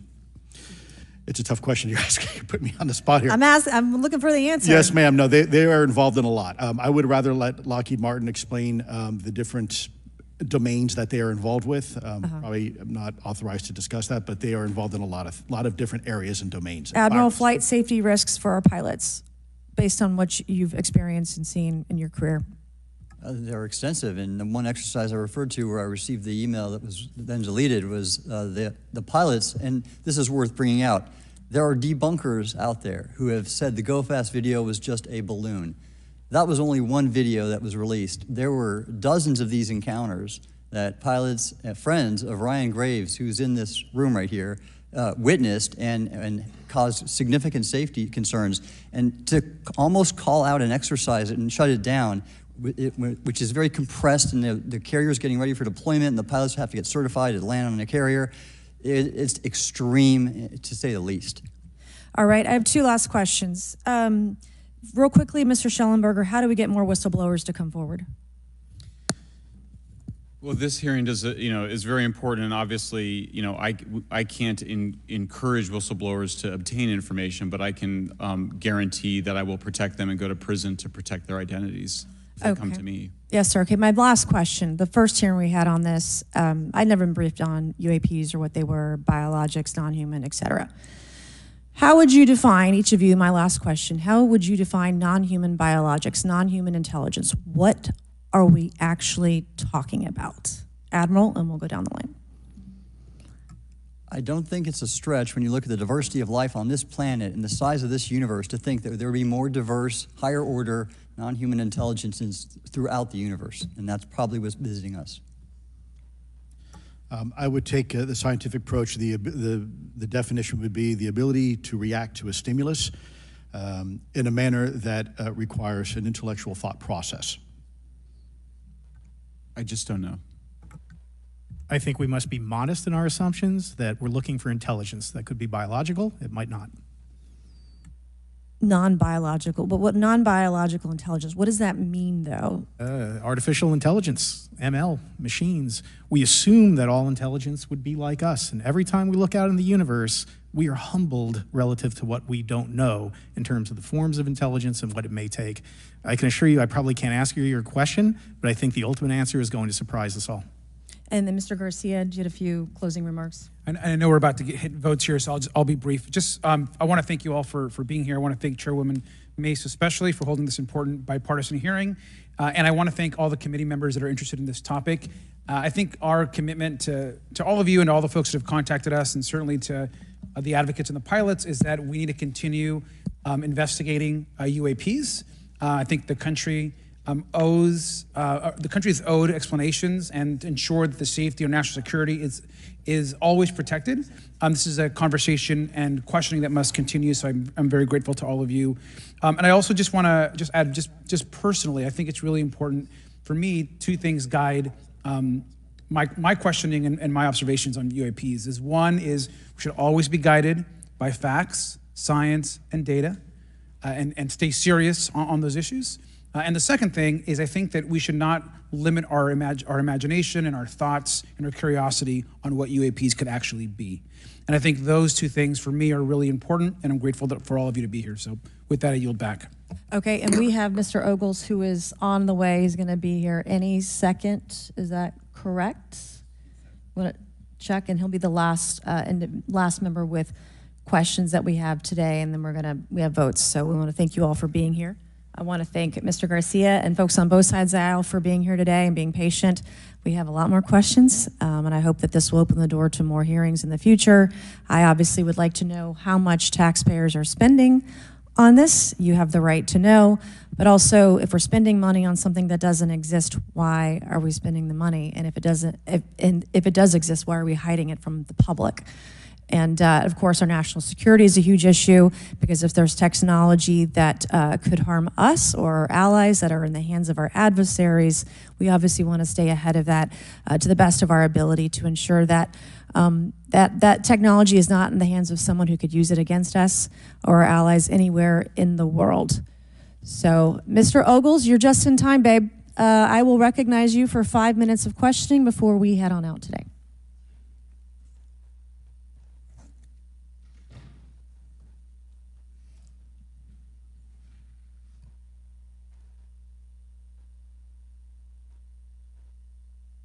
Well, thank you all for being here, and Madam Chairwoman, I'm out of breath because I sprinted to get here, but this is an important hearing. I think we all know that there's something going on. Mr. Elizondo, based on your knowledge of UAP sightings, do you believe it's fair to say that they are especially common near nuclear sites? Yes, sir. Mr. Congressman, I absolutely am convinced of that, as are my colleagues inside the government. And the reason why I pose that question, and this has been one of my talking points from the beginning, is, Oak Ridge is in Tennessee. The so-called weather balloon that drifted, that we now know was controlled, it passed near Oak Ridge. It obviously is a sensitive site, both of interest to our adversaries and to whatever else this is. Because we know that at military installations, at sensitive locations, such as nuclear facilities, that we're seeing this take place. So the question is what is it? Do you believe they've caused an irregular activity, and why might they be interested in those sites? Sir, in some cases, it's actually regular activity. You'd be surprised. There's actually documentation right now that's been submitted. It's not just Oak Ridge. It's Savannah River Site, SRS. It's also Los Alamos. A lot of our sensitive R&D locations appear to be under some sort of surveillance and monitoring. Why? Well, because a lot of innovation comes out of those areas, a lot of new technologies, a lot of, if you will, disruptive technologies that we use for our national defense originates out of those locations, and advanced concepts in physics as well. So if I was doing any type of reconnaissance, even on a foreign adversary, that's a great target to start with. Sure, and again, this has been one of my talking points. I do have questions. What role might the Department of Energy or its subsidiaries or affiliates have in this type of technology or possessing this type of technology, whether it's ours or others? Mr. Gallaudet, I think your testimony has been pretty clear, but would you please reiterate that do you believe UAPs pose a threat to pilots? Excuse me. Yes, sir. Absolutely. They were threatening Navy pilots during the exercise that I was, my people were involved with in 2015, and it's my understanding they're risking pilot safety, commercial and military today. Well, considering, and I understand that there's a need in some cases to keep certain technologies secret, but you believe that it is posing a threat to our personnel, correct? Yes, sir.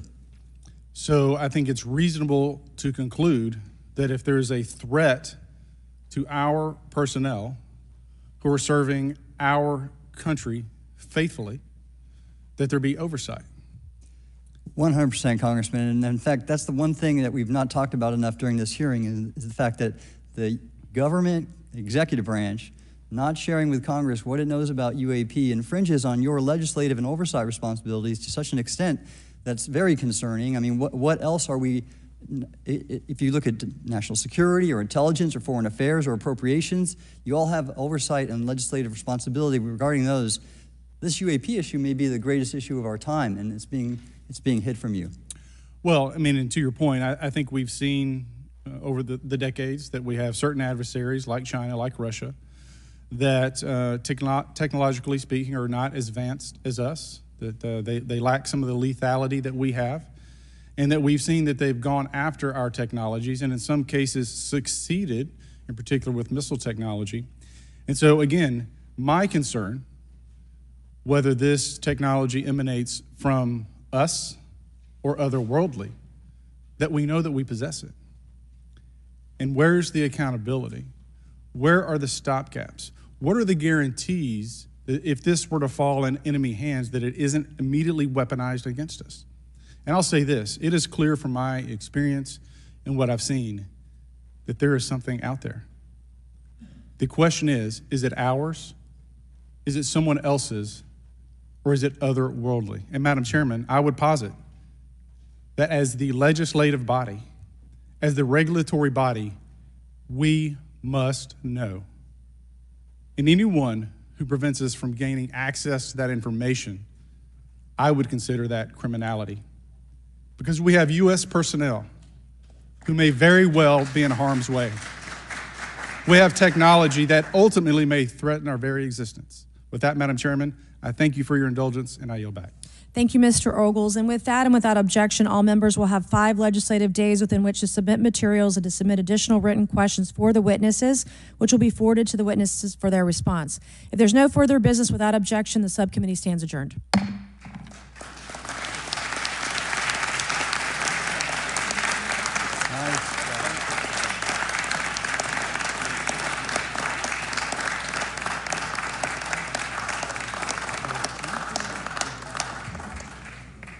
Well done, sir. Thank you. That was a Literally. nice